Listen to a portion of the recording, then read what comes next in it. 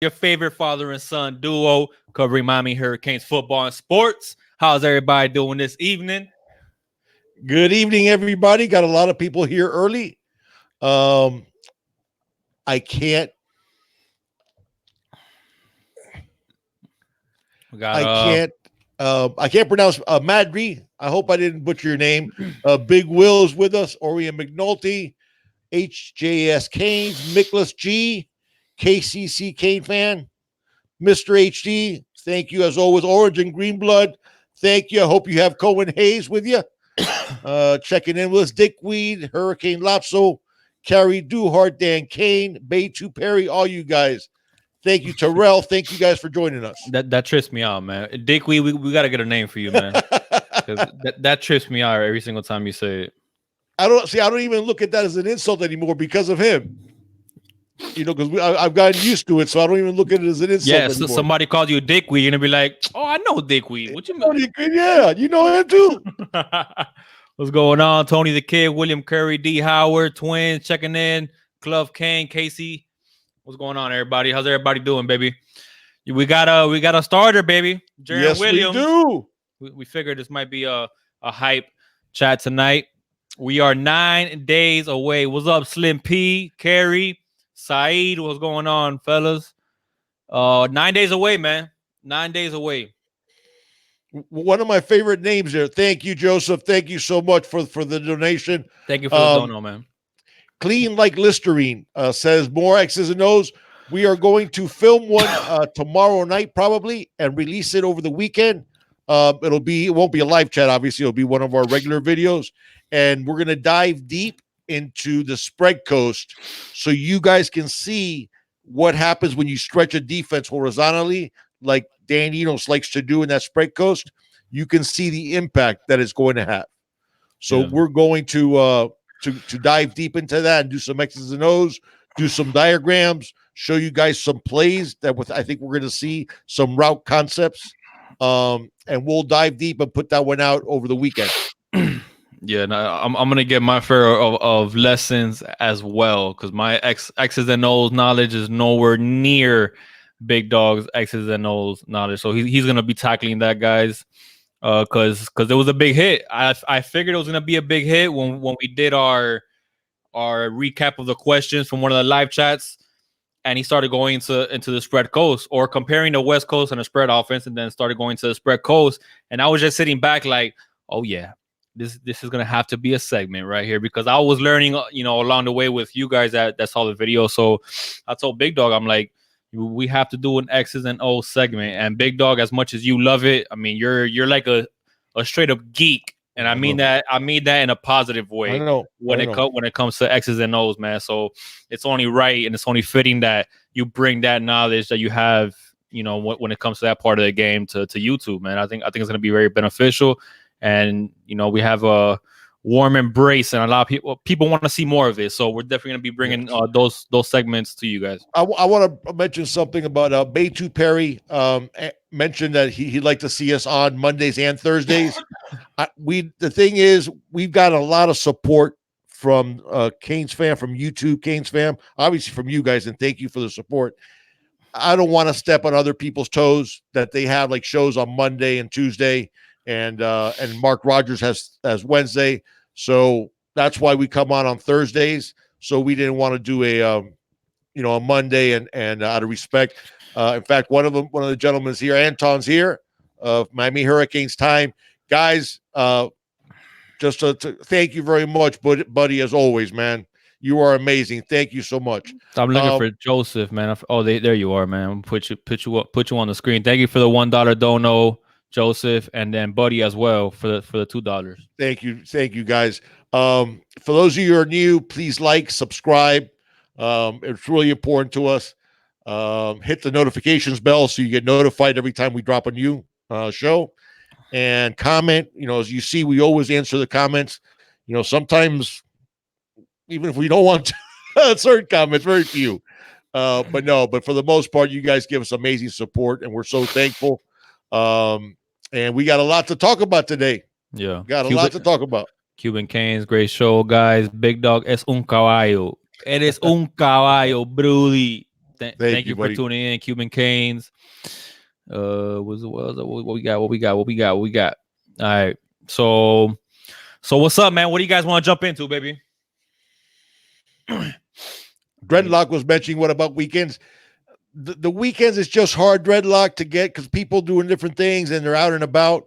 That's why like weekday nights is a little bit better. What I have seen is when we release videos on the weekend, they do very well because people can see them, whenever they want. But to do a live chat, it's kind of hard on the weekends because people have stuff to do and errands to run or they're out and about or taking advantage of the great weather when hopefully there is great weather. But what do you guys want to talk about? Obviously, we want to talk about our new QB1, Jaron Williams.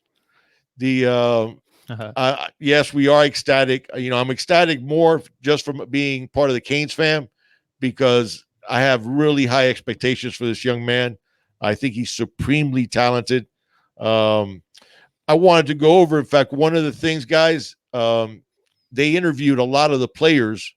And it's not just the coaches talking about why Jaron was the starter, but they also interviewed a lot of the players.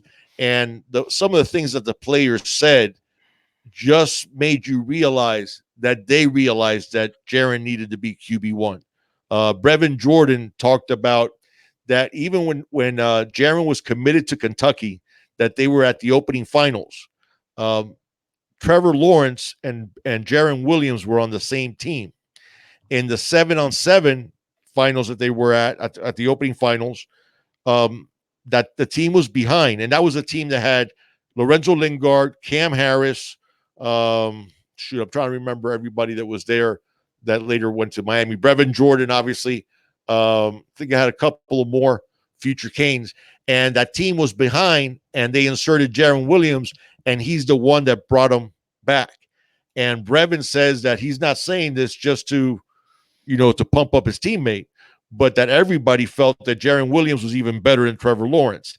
And 247 wrote in the article that if you look at, for you guys to know, the opening finals, it's like a 3-day camp.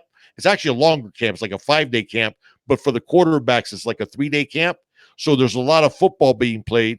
Well, Jaron had a higher completion percentage than Trevor Lawrence, had more touchdown drives, fewer interceptions, and he actually did outplay. Now, listen, I'm not saying that Jaron's going to be Trevor Lawrence right out of the chute, because Trevor Lawrence, let's remember, last year, he got his feet wet the first few games. Remember, they were still playing Kelly Bryant, some, and so it takes a while, and I know there's going to be hiccups being as Jaron's first start on the 24th against Florida, and it's going to take him a little while to get comfortable. But once he does, I think we're going to see really special things. Jeff Thomas talked about how Jaron always hits him in stride. In fact, a couple of them talked about Jaron's touch, how his balls are always almost always in the perfect location, and he throws such a tight spiral that the balls settle into your hands, that they're really easy to catch. And those are things that come along with that great touch that we talked about. So obviously really excited. Guys, I think we're in for a fun ride for quite a long time. But if you want, let's get to some questions. And yeah, a lot of people are asking about it was a heck of a development, and with Derrick Smith, that was something that came straight out of left field, and he's gone, man. He's gone. Yeah. Listen, I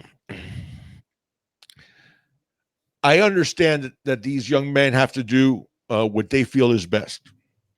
I think Derrick, it's my understanding that they very well might have had him even behind Robert Knowles.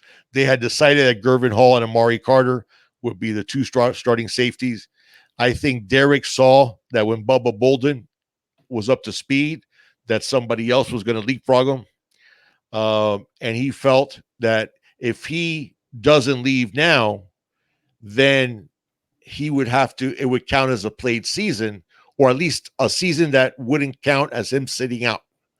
So he figured, well, if I don't play, I leave now, I can use this year as my sitting out year and go get more playing time somewhere else. I understand that. The problem that I have with that is you did it just a few, 10 days from game number one. You sort of abandon your teammates a little bit. He was going to get probably 40% of the snaps, I think, until Bubba was up to speed. I know they were going to use Robert Knowles some. Knowles has been the leading tackler, I think, in both scrimmages in the fall. So maybe that's what Derrick Smith saw. Listen, at the end of the day, they're young men, and I wish him the best, and I hope he balls out wherever he goes. Obviously, not against us if he goes to someplace that plays us. But sometimes I'd like to see these kids stick it out. I mean, you guys saw on Monday when they named Jaron as a starter, Tate Martell missed practice. I think he had to address the team. In fact, we had talked about that there was going to be a team meeting, and I wondered if Tate was going to address the team because of his reaction to not getting the job. Thank you so much, David. Man, the support we get from you guys is more than we could ever have hoped for. So thank you, David Settles. So I'm sorry, I'm not even, I have my mic muted for a second. And I'm sorry to interrupt you, Big Dog, but I have to address these as they come in. A big donation from Pedro Pimentel. This is actually one of my best friends. That was his last name. So Pedro, I don't see you in the chat, man. I would love to know who you are in the chat. But a big dono from Pedro to our PayPal. Yeah, thank you so much, man. We truly appreciate it. Put your name in here, man. So we could shout you out. Because I don't think I saw Pedro in here. I forgot to mention that, but for those of you, if you'd rather use the PayPal, you see the PayPal link, guys. Like we said before, just showing up and being here for us is an amazing support, and obviously, we appreciate those that are able to make those donations, and thank you very much. So, but getting back to the thing with Tate. I think Tate realized that leaving was not going to look good for him. And Cozy, I think, is also. I think he's going to be the backup quarterback because I think the offense is.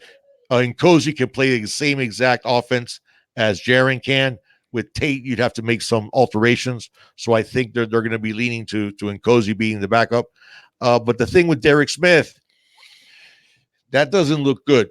The fact that you were going to get playing time and you leave 10 days before the first game, and mind you, he has NFL aspirations, and I get it. So he wants to go someplace he can play, but doing it the way he did, it doesn't play well in the NFL. You guys saw how dominant Jaron Williams was last year. And yeah, maybe Gerald had more serious issues, obviously, than just leaving a team. But at the same time, that doesn't look good, especially when you're a borderline prospect that you might be a free agent, chances are, and not be drafted. Teams sort of remember that. And so listen, I wish him the best, but it was definitely peculiar. And he was in line to get some snaps, some significant snaps, at least until Bubba got up to speed. And then it was going to be Derrick fighting it out with Knowles for the forced safety, which I thought Derrick was going to be the guy. So, Clavon here says that he's the one I was on Twitter today talking about Felipe Franks. Oh, okay, Clavon. Yeah, it's they had that. You hear these Florida fans talking about Felipe for the Heisman, and I think he didn't make all conference. He didn't make even the first or the second team all conference. Yeah. What can I tell you? Sometimes fan is short for fanatic, and when you have takes like that, that's pretty fanatic. Hey, so Pedro is actually Kane's U. Thank you, Kane. So, thank you so much, man. That's the biggest donation we've gotten so far on this channel, man. So hey, we really do appreciate it, brother. And yeah, thank you for tuning in. Besides the donation, man, thank you so much. We really do appreciate it. Just on a Derrick Smith front, I agree with you. And what I don't like is the fact that he did it, 10 days out. Yeah. or 11 days, whatever it was, because it was what, yesterday, the day before yesterday is when he transferred. So I guess it was 11 days, whatever. But yeah, and then I think it's weird because I saw him. I think he was on live, like on Instagram Live. I'm not sure exactly what social media platform he was on, and he was. I think some Canes players were in there, and he was already like, "Oh, I miss you guys," and I'm just like, dude, That's my point. like, yeah, that rubbed me the wrong way. To be honest with you, I wasn't feeling that, but You can feel some kind of way because you feel the coaches didn't do you right. Okay, I get that. Okay, but your teammates are your teammates, and when you're in fall camp, you're already getting that mindset of us against the world. You're already starting to build that unity as a team because you've been through all these practices. You start seeing goals set ahead of you, and for you to sit there and say, "Hey guys, I'm out," 10 days yeah, before game time or 11 days, whatever it was, not a good look. I just Not something I could do. I can tell you that much. It's not something that I could do. yeah. I mean, and then hindsight's 2020, and then I go back to an interview with Banda, and then they asked him directly about Derrick Smith, and he gave him a little bit of praise, but not as much praise as you would think, considering the kind of camp he was having. Right. You know, and he go ahead.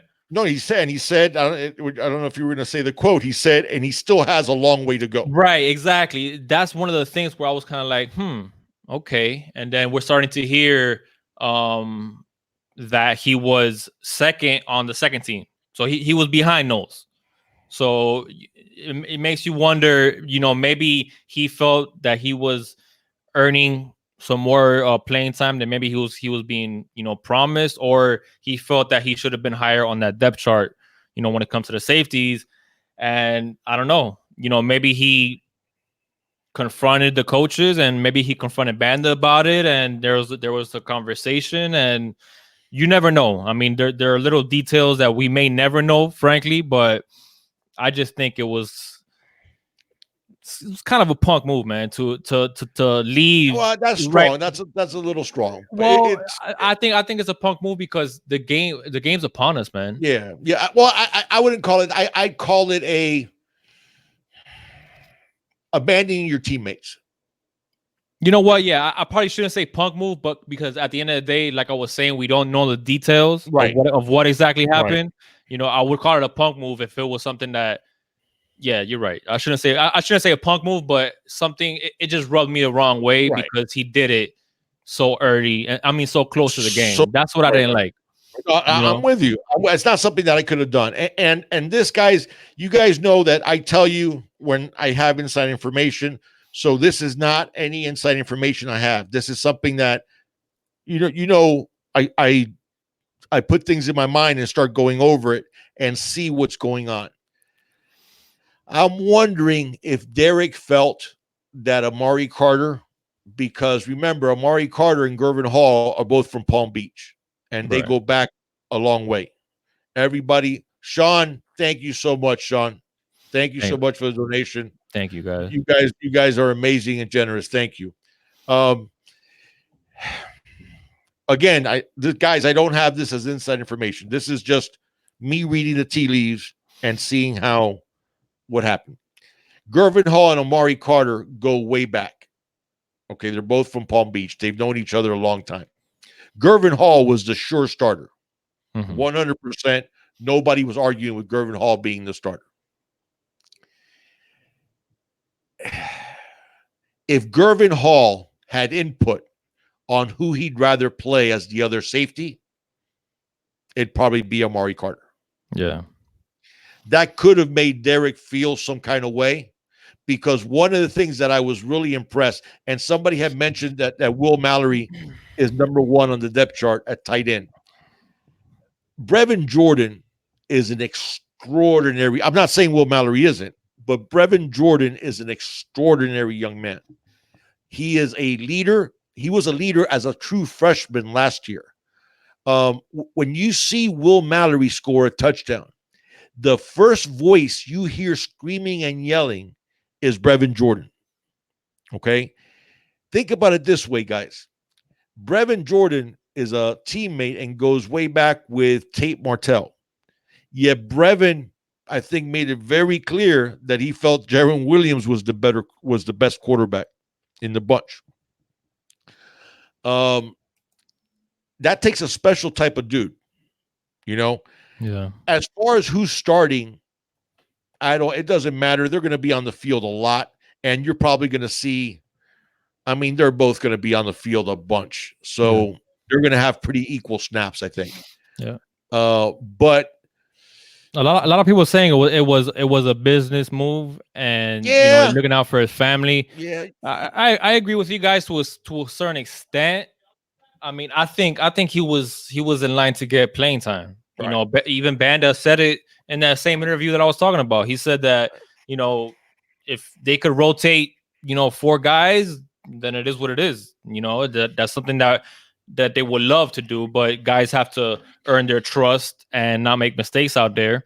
But I think Derrick Smith was definitely in line to showcase his talents enough where his stock was going to rise regardless. But I do agree with what some of you guys are saying, the fact that it was a business move, because maybe he could go elsewhere and be, one of the lone guys where he's not surrounded by so much talent, and it won't overshadow his talents. So I do understand what you guys are saying, and I retract my statement about saying it's a punk move. That's my Canes, because I'm frustrated, man, because I was really looking forward to Derrick Smith. He's had an amazing camp, so it's like, I want him out there. Imagine you got a rotation of Amari, and Gervin, and then they're getting backed up by Bubba and Smith. I mean, come on, man. So it just got me a little hot, because I was kind of like, the game's next weekend, man. Like, well, what are you doing? But you know what?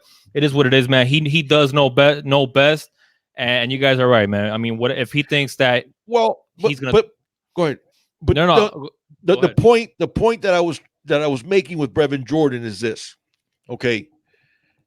Brevin Jordan didn't show favoritism to Tate Martell, who was his boy since high school. Yeah. Okay. He's been Will Mallory's biggest cheerleader since they stepped foot on campus. Okay. Yeah. Brevin and Will established their relationship since before they reported to the Hurricanes. Okay. Brevin has repped the U more than a lot of guys from the 305. Okay. He has always put the team above himself. So even though he's boys with Tate Martell since high school, he knew Jaron was the better quarterback. So he put the team above his own friendships. He's put the team about his own playing time. Okay, because name me one player who has talked up Will Mallory more than Brevin Jordan. You won't find one. Me. Okay, so that's you and me. No, yeah, no, but I'm saying players. I'm saying players on the team. I got you. Thank you, buddy. He got replaced as striker and was 4th string, buddy. I mean, he was definitely okay. He was definitely 4th on the. And there's something I need to say, guys.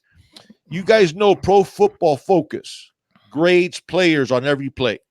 Okay, so they review every player, every play, and gives them a grade. Okay. Last year, of all the defensive players that played 100 snaps or more, guess who was dead last for the Hurricanes? A lot of people would say Robert Knowles. It was Derrick Smith. The year before, Derrick Smith. Okay. This last year, they threw at the receiver that Derrick was covering 10 times. They completed 9 of them. Okay. Now, he was playing his best football this year. No doubt. Okay. Yeah, for sure. It was a different Derrick Smith. He lost weight. He looked like he was much faster. But at the same time, it's not, hey, look at me now. Okay, now go ahead and put me in the starting lineup. Because Amari, in same Pro Football Focus, they actually gave him a grade of like 80 on coverage, which is really good. Mm-hmm. And that's his weak part. Remember, Amari's strong part is in the box laying wood on you. Yeah. Okay, and he did pretty darn well in coverage. Yeah, you did. So, and thank you again, buddy. Yeah, thank you, buddy, for the donation. All right, man. So it is what it is, man. Look, Derrick Smith. I mean, wish you the best. I really do hope you go somewhere, you ball, and you make a name for yourself. You make an impact, and you do better for your family, man. Like it is what it is. You know, I'm over it, and it's time to move on. It's time to move on. So wish Derrick Smith the best. I So do too. yeah, I do too. We've gotten some questions. And I'm sorry, guys. Is that sometimes we get rolling on a topic, and then you know, any questions that maybe I missed, guys, just re-answer them in here, and then we'll go ahead and get to some of your questions. And guys, remember we always look at that, man. NMD TV, man. Thank we you, love man. your content. Yeah. Those of you that are on our live chat, I'm sure most of you are. Man, subscribe to NMD TV. He has fantastic content all the time. Yeah. And obviously NMD, thank you so much, man. Thank you so much. And it's really kind. See, that's what I was talking about, guys, that we receive great support from all of you. And what I was really been surprised is people like NMD that have established YouTube channels, man. Instead of feeling some kind of way, they've reached out and helped us and support us like that. And man, it's appreciated. Those of you that haven't checked out his content, please check it out. It is fantastic, guys. Yeah, thank you, NMD, man. We really do appreciate it, brother. Endo Thank you so much. Endo Games, we got another one. Thank you so much, partner. we were actually DMing for a little bit, man. So it was cool talking to you and chopping it up a little bit with you, Endo Games, man. So thank you so much for the donation. We got Sammy in here. Big Dog, I think you might have forgotten to turn on your light, man, because sooner or later, once it gets dark in Ohio, I'm gonna see nothing but a black screen. Oh, really? No, Yeah. but I have my lights on me. Your lights are on? Yeah. Maybe something's wrong with the camera. You're looking. Yeah, I see it now. I see it's dark. Looking dim. But no, it's cool. As I just want to make sure you had your lights on. Yeah, I got. When both. It does get dark, I'm not gonna be able to see you.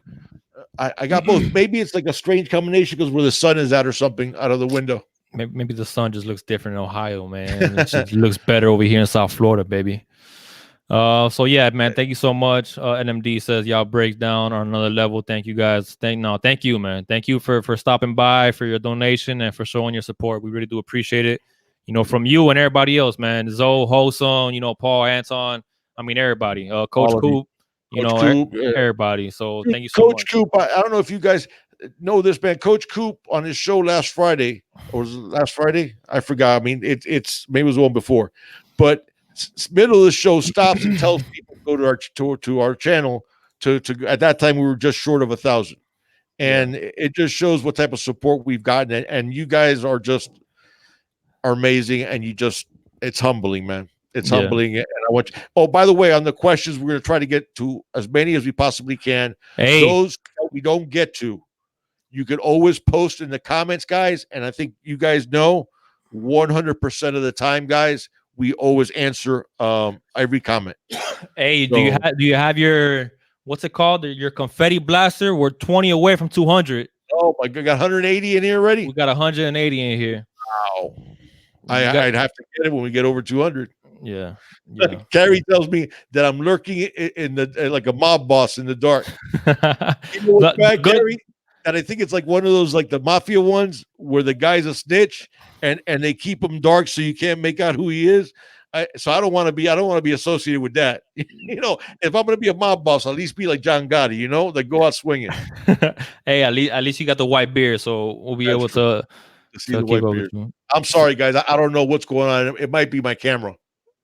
Yeah, I don't know. You know what I can do? Maybe I can switch to the computer camera. No, you're good. No, you're good.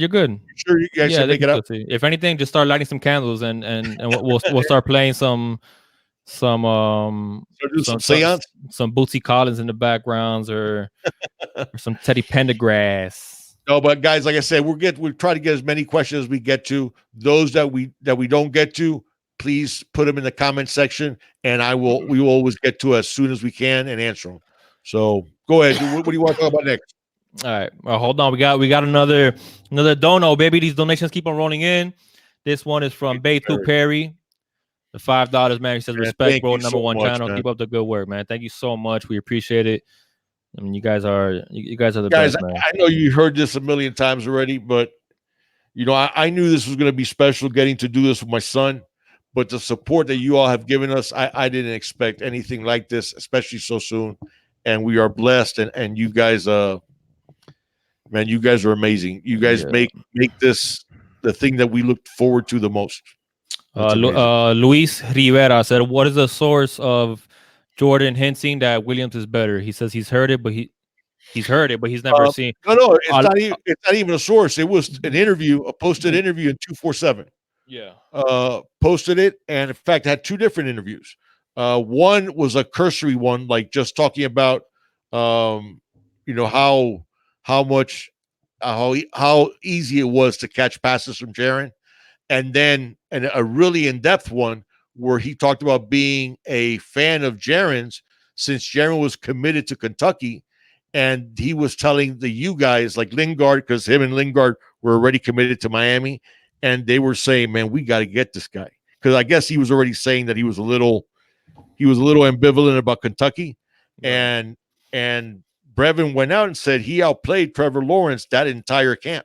Yeah. And 247 said it might sound like hyperbole, but then they went back and they looked, and sure enough, Jaron had a higher completion percentage, led more touchdown drives, had fewer interceptions, and had more success than Trevor did in that camp. Yeah. So that gives you an idea what type of talent Jaron Williams has. Yeah. And Brevin went into detail about that. Luis, so it was 247 as the source, and there was two separate articles. One is coaches and players talk about Jaron Williams being named the starter. And then Jeff Thomas talking about that he always hits Jeff in stride. Yeah, all these guys, Lingard talked about that too, about how Jaron Williams is the one that brought him back out of the hole in that opening finals that Trevor Lawrence was playing when they got into the hole. Yeah. So Clavon says, to Luis, but for anybody else as well, if you guys haven't seen the interviews, Footballville actually on YouTube was out there, and I think he posted up, all, if not all, most of all the interviews with the players out there on Tuesday for the Canes, like the media day that they had. So go check those out, and you'll hear a lot of praise about Jaron from a lot of the guys like Brevin, Lingard, and some others. But that's where I heard the Lingard one. The Lingard one was with Footballville. Exactly. Yeah, he did a great job as well. Talking about what type of a player Jaron is. Yeah, a lot of people are I see here in the chat, Jack Kane, about Jaron outplaying Trevor Lawrence in it was All-American game, wasn't it? No, it was the opening finals. No, they both played in the Army game. In the Army game. That's one of the things that Lingard alluded to. I think was in the Army game, wasn't it? No, I thought he was talking about the opening finals. No, I think he was talking about that Army, the All-American Army game. Talked about that too. He might have talked about that too. Because it was one of them where Trevor played. I think they were down, and then Jaron brought him back. No, that was a 7-7. That was the 7-on-7 in the opening finals. Oh, I got you. Okay. Yeah. I got you. Guys, listen. We're not saying. I mean, look. No, and it's not. The Trevor Lawrence that beat Bama the way he did is not the same Trevor Lawrence that played game one. I think that's something now. And I saw one of the questions was about Jaron's ceiling. Man. Yeah, everybody was saying it was the opening final. Yeah, it was the opening. I'm sorry, what were you saying about Jaron's ceiling? Because one of the questions was about Jaron's ceiling, and then people are hearing that Jaron outplayed him in the opening, the 7-on-7. So they're like, oh, wait a second, A lot of people didn't know that. A lot of people did not know that. But that's crazy to me how a lot of people are starting to hear a lot more things and are starting to get a lot more excited about Jaron. You know, so it feels good that a lot more people are noticing why you and me, big dog, we're so excited about Jaron. Yeah, but that's my point though. From the get go. See, okay, can I go on a rant? You guys want to hear Big Dog go on a rant again? Because I'm feeling a rant, and I'll tell you why I'm feeling a rant. Your rants are amazing, man. How do I put? Man, I saw Mark Rogers do it. I don't even know how to do it, man. So I don't know how do I put you like when you're talking. Damn, I don't know how to do it, bro. But he just said Clemson scored on Bama again. Oh, boom! All right, go ahead, dude. Talk your ish, baby. Here's my rant. All right. We started a YouTube channel 4 months ago. Okay. That's not our main gig. Okay. We're not, this is not our job. Okay. Junior works hard. I ended up being the disabled because of all the knee issues and back issues. But this is not our gig. But we take a lot of pride that when we put out a video, we prepare, we watch a lot of tape, we make sure that when we tell you guys something, like I've said before, you might disagree with me, but you at least I'll show you the reasons why I believe what I believe, and I'll even give you the opposing facts. Okay. For example, you guys know we've been Jaron guys forever. Okay. Like I said, I've been on the Jaron train since he was committed to Kentucky. But what happened when spring came around? What did I say about spring football? Who was the best quarterback in spring? Cozy Perry. So even though I was on the Jaron train, I stayed on the Jaron train. I know for a fact that springtime and Cozy was the best quarterback. He got the award. He got the QB award. Well deserved. Okay. Didn't mean that my evaluation on Jaron changed at all. Okay. Because I always felt that no matter what happened, Jaron's going to be a star. Jaron is going to play in the NFL. Okay. Barring injury. God forbid. All right. But the point is, guys, that what I'm trying to say is this is not our job, yet we take a lot of pride. And when we say something, that our credibility is on the line, that it's fact-based, that it's an informed opinion. I'm up to here now, okay, with media, that is their job. That is what they get paid to do every single day, okay? They don't prepare. They don't know what they're talking about. They don't talk with coaches. I mean, they talk with coaches in terms of interviews, but how about telling a coach, hey, coach, do you mind if I sit in with you for 15 minutes on a film study so you can show me how to break down film if they don't know how? How about going in there instead of writing a lazy article? USA Today had an article about the top 10 quarterback battles in all of college football. Number one on their list was Miami's quarterback battle. Okay. They did not mention Jaron Williams. Okay. Now we're talking about a guy who was the number 5 pro style quarterback in the country the year he came out. 77th overall. 77th overall. Okay. A guy who was choosing between Ohio State, Alabama, and Miami. Okay. A All-American player. Okay. A player who tore it up at the opening finals. And they don't even mention him. Okay. What type of laziness is that? That if you're going to write an article and the number one, first off, if you're going to do a top 10 list, I want to know all 10 of those. In fact, you need to know more because there could be 30 quarterback battles and you pick the top 10. So I want to study film. I'm going to talk to coaches. I'm going to look at, like I said, if they don't know how to break down film, ask somebody. You look at footwork, you look at presence in the pocket, you look at being able to buy time, throwing off of different platforms, ball placement, which is very, very important, decision making, following progressions, being able to look off safeties, all these things that make up quarterbacks. If they don't know that because they never played the game and they never coached the game and they never been a scout, okay, ask somebody. So what I hear these reporters do is they'll say an opinion that some other reporter said that they read or heard about, and then they pass it along as a fact. And how can you write an article about a 3-way quarterback battle and you don't mention one of the guys who, oh, by the way, was an All-American?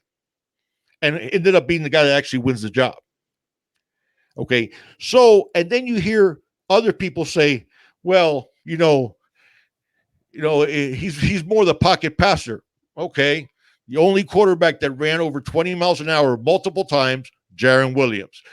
He rushed for 1,300 yards and 22 touchdowns in high school. Okay, because what did they see? They look at his ranking. They see he's pro style. Okay, so now I'm going to say that he's a pro style quarterback. Never mind, just look up his stats. Never mind, put them on tape so you can see how he actually runs. Do your jobs, man. Do your jobs. If you had been doing your jobs, guess what? This wouldn't have been a surprise to you. And now watch what they're going to do. They're going to try to make the narrative match what their opinions were previously. So now what they're going to say is that Jaron came out of nowhere. Okay, or like Paul Feinbaum tried to trash Jaron because he didn't pick Jaron.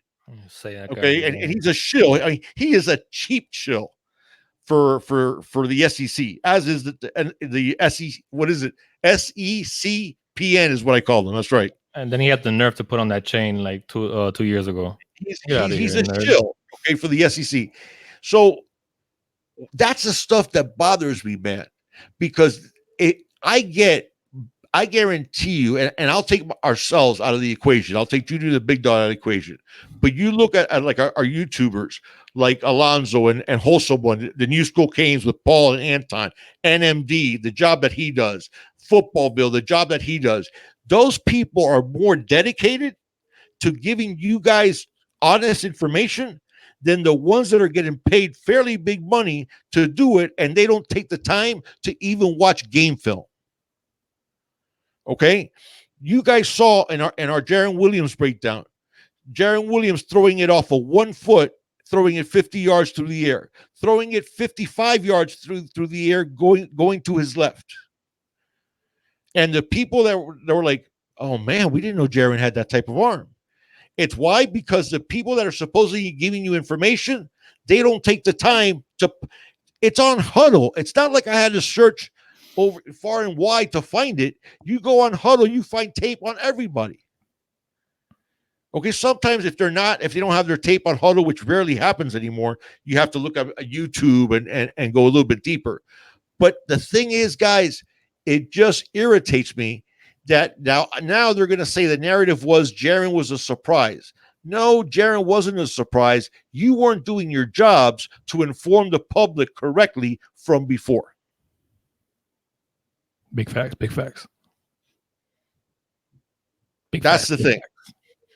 So I'm sorry, Big Will. I think Big Will had a question. Big facts. Big facts. Yeah, that's the thing, guys. And it just bugs me, man, because it's like they're acting now like Jaron was. I heard somebody call him the safe pick. No, the safe pick is Tate Martell and Cozy Perry. Big facts. Cozy has experience. Tate is like that.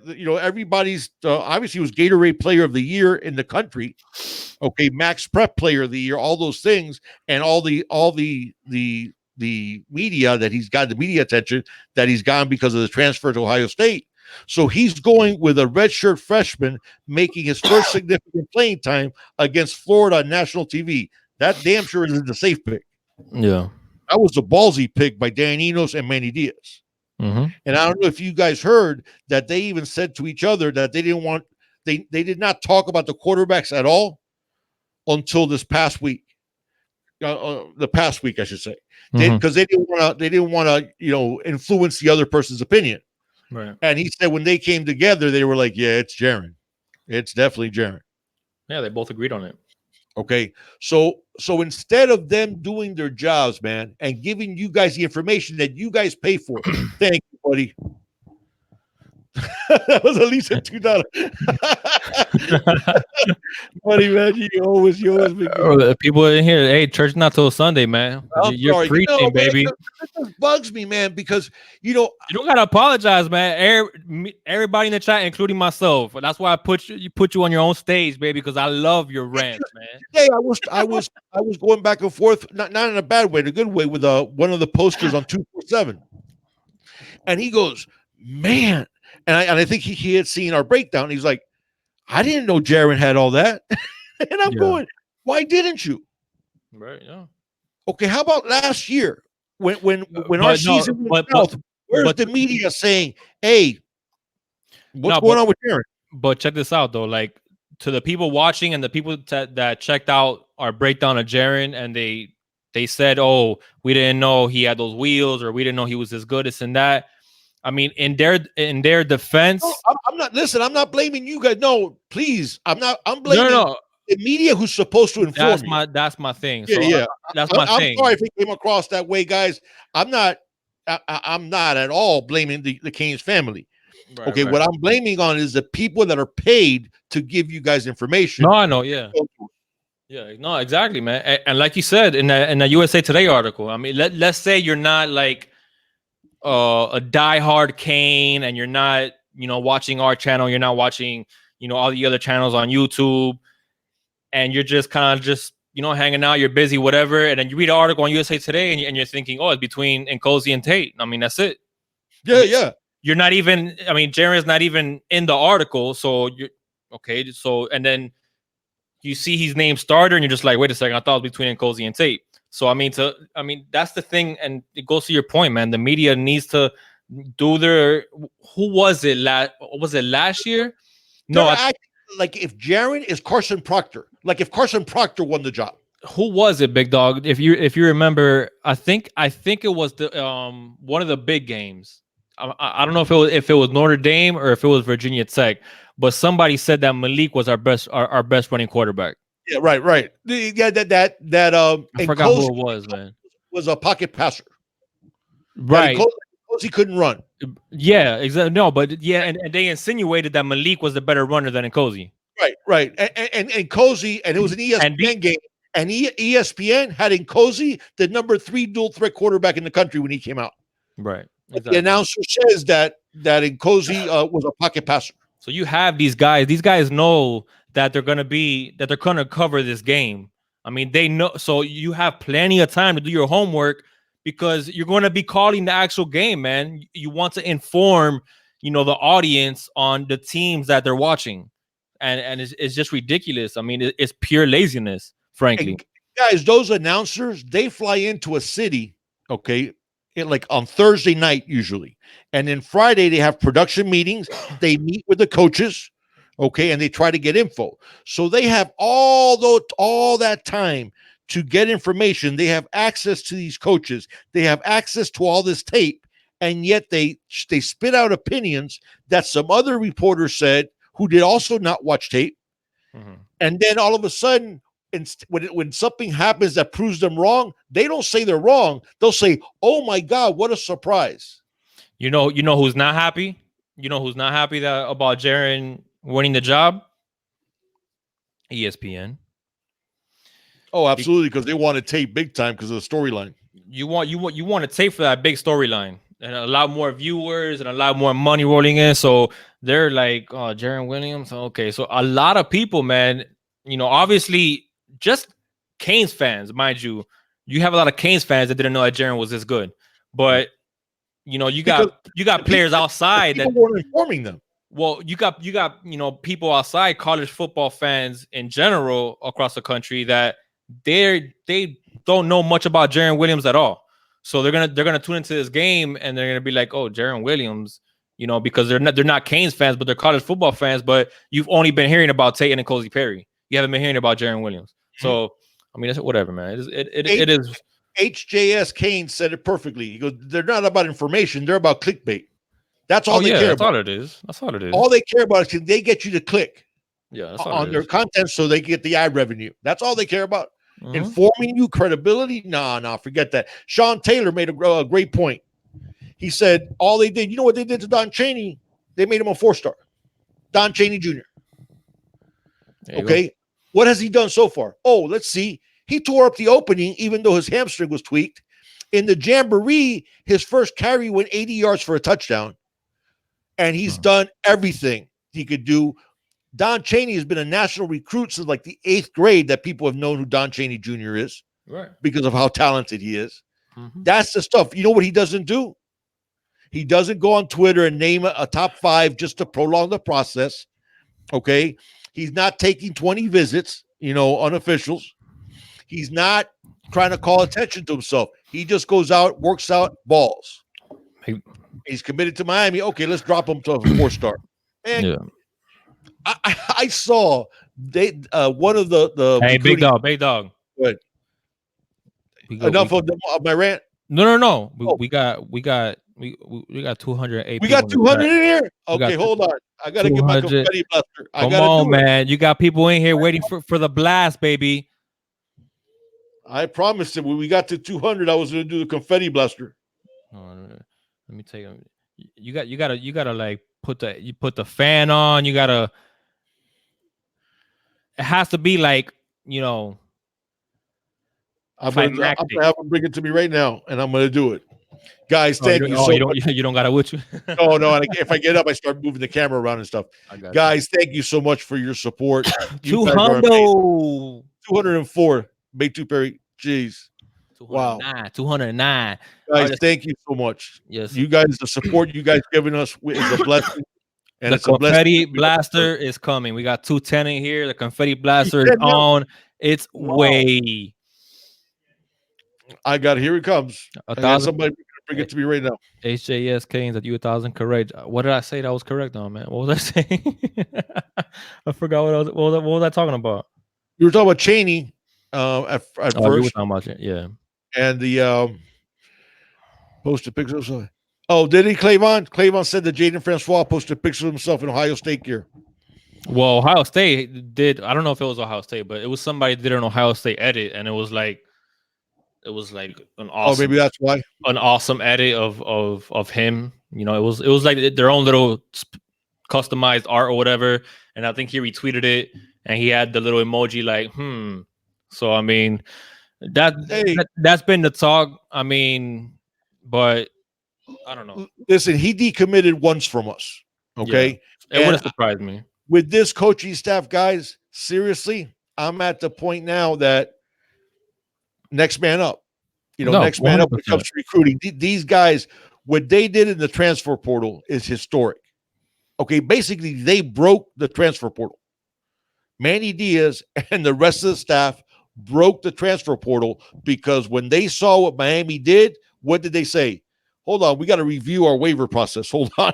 Yeah. This is going crazy. Miami's like is turned a bad recruiting class into a top 5 recruiting class with everybody that we got in the transfer portal. Yep. So what they did on the transfer portal, we have 23 commitments, and it was we had 23 commitments in late July, early August. Yeah.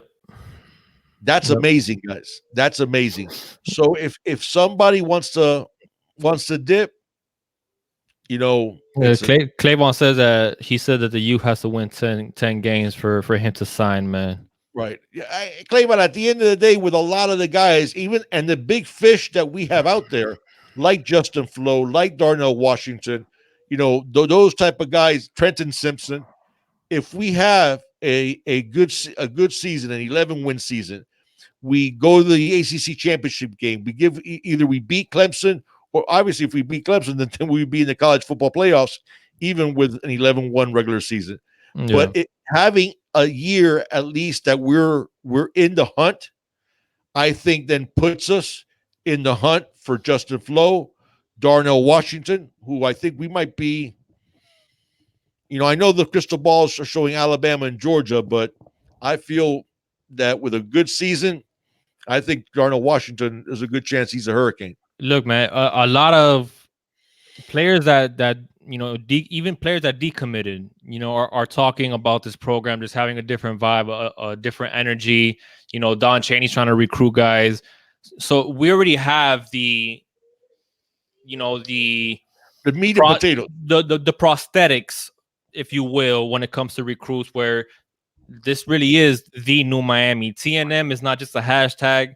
I mean, it's real, and you got commits that are coming in, and even if they're not coming here, they're like it's a different flow, it's a different energy. So they're excited about that. They're excited about Manny's the one that brought the turnover chain, and now he's the head coach. So he brings that swag to the program that a lot of these kids know the U for. I mean, the U for the swag and stuff like that. So that part is being taken care of. I think Manny, bringing in Enos, who I think is going to be an elite, offensive coordinator, considering especially the skill players that we have here. And the coaching staff, I mean, in the indoor practice facility is freaking beautiful. David Feely is as energetic, as there is when it comes to a strength and conditioning coach, man. There's just so many things working in favor of the program outside of the winning and outside of what they do on Saturdays. Now, you got a lot of these guys where, okay, we see you, we see what you're doing. We see the new Miami, it's real, okay, for sure. That's what's up. Now, if you go 7-6 again, I mean, how much of a change is it? Right. So That's not going to happen. that's not gonna happen. So I think if we take care, of the games on Saturdays and we have a successful season, winning the Coastal, and possibly beating Clemson, and even I mean, worst case scenario, let's say we don't beat Clemson, but Hold on. Syracuse 2 years in a row took them to the wire. Syracuse doesn't have better talent than we do. No. I know what I'm saying is, what I'm saying is it can happen. That's why they play the games.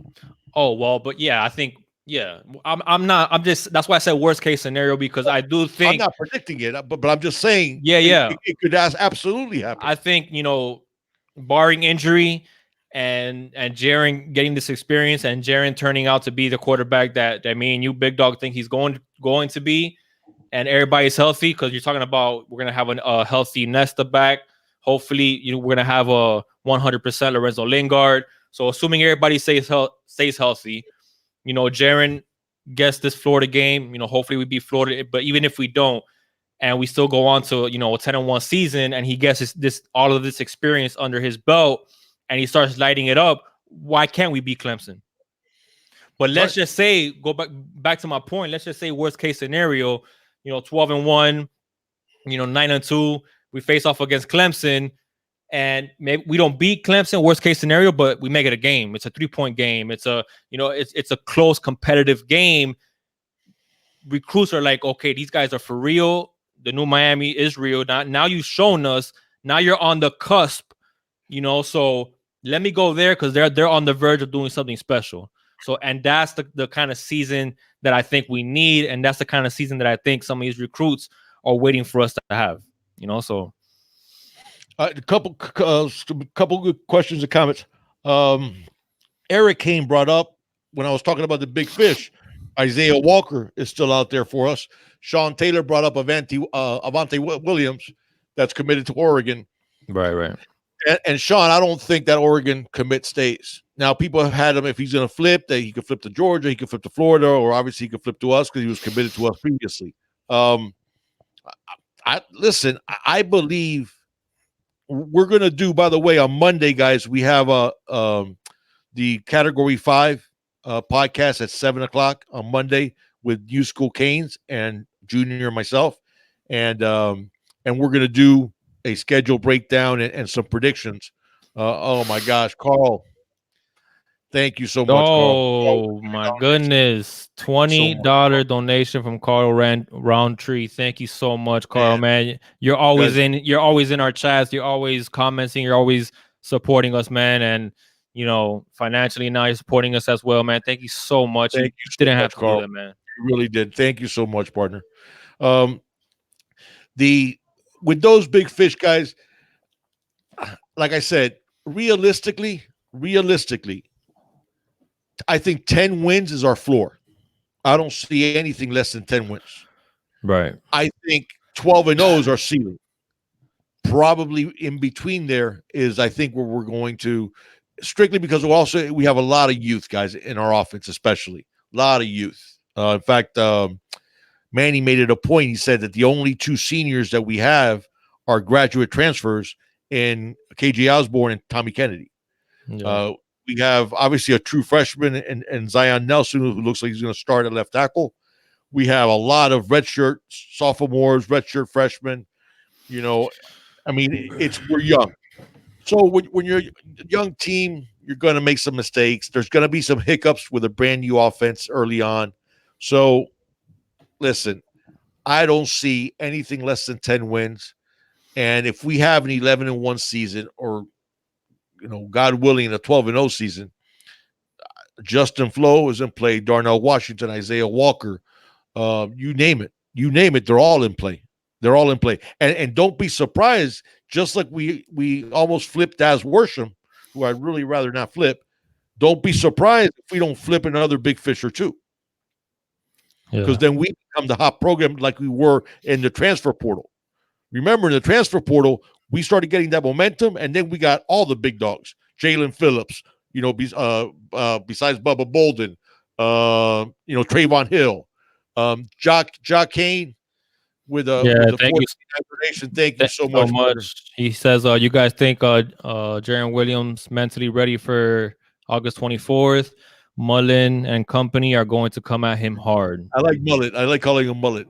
I do, Jacane. What? And I'm sorry if I'm mispronouncing your name. I don't know if you wanted J.A. Kane or Jacane. Jacane or J.A. Kane. I do think he's mentally ready. Jaron, he might fool you a bit with his laid back demeanor, but one of the things that the players were talking about, that it's already happened even before he was named a starter.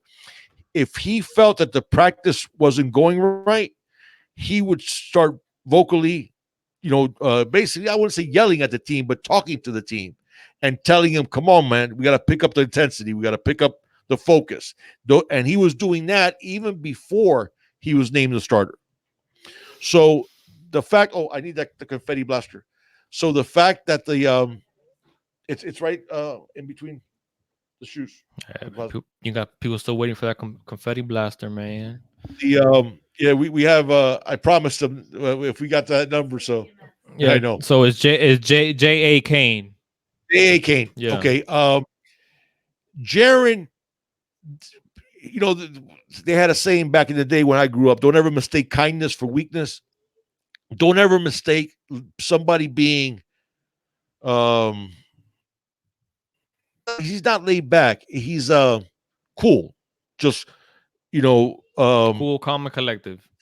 Yeah, exactly. Things don't get to him. You guys remember the famous story, and again, I'm not comparing a guy who's going to make his first start in college to arguably the greatest quarterback of all time, or second greatest, in Joe Montana.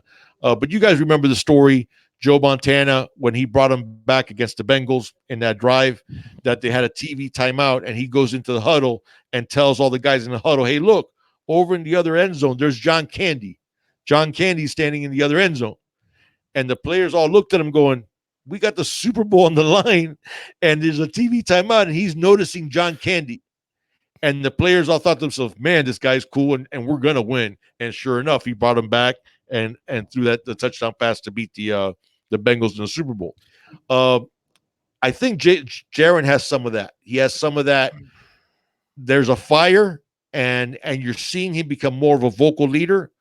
But there's also a hyper competitiveness. One of the things that I really loved about Jaron, one of the reasons I was so high on him, I told this story before, but I don't know if I told it on the video. Jaron went to that opening, the Nike opening, as a junior also. Okay, so he was invited there as a junior. He was the youngest quarterback there that junior season. He didn't look really good, because obviously the other guys were seniors and they were further along, and some of them were seniors that were actually 2 years older than him. And so his senior year, he came back with a chip on his shoulder of going, I'll show you who's who. Mm-hmm. And like I said, he outperformed Trevor Lawrence at the opening finals, which tells you something. And that's not a one-day camp, guys. Opening finals, the quarterbacks are spread out over 3 days. They make a lot of throws. It's a lot of 7-on-7s. It's games. It's drills. It's practices. And Jaron tore it up. Yeah. So that tells you there's a lot more to Jaron than meets the eye. Yeah. And he has you notice when Manny, when he named him the starter, he mentioned his determination. Well, I think that's some of the things that the coaching staff wanted to see from Jaron, because they knew he had the tools, the accuracy and all the talents to be the quarterback, but they wanted to see that competitive fire, because it was almost like if Jaron like needed somebody to put a chip on his shoulder for him to go ahead and display some of the things that Manny and Enos wanted to see. But I mean, he talked about it. Rumpf also talked about it. The first scrimmage was just terrible for the first half of the second scrimmage was just terrible for the offense. A lot of penalty and stuff like that. But Jaron didn't get rattled, and then he came back. He had a strong second half, and those are things that we're hearing a lot from even Mike Rumpf. Alluded to it, that he's very poised, and I think that when it comes to it's his first start.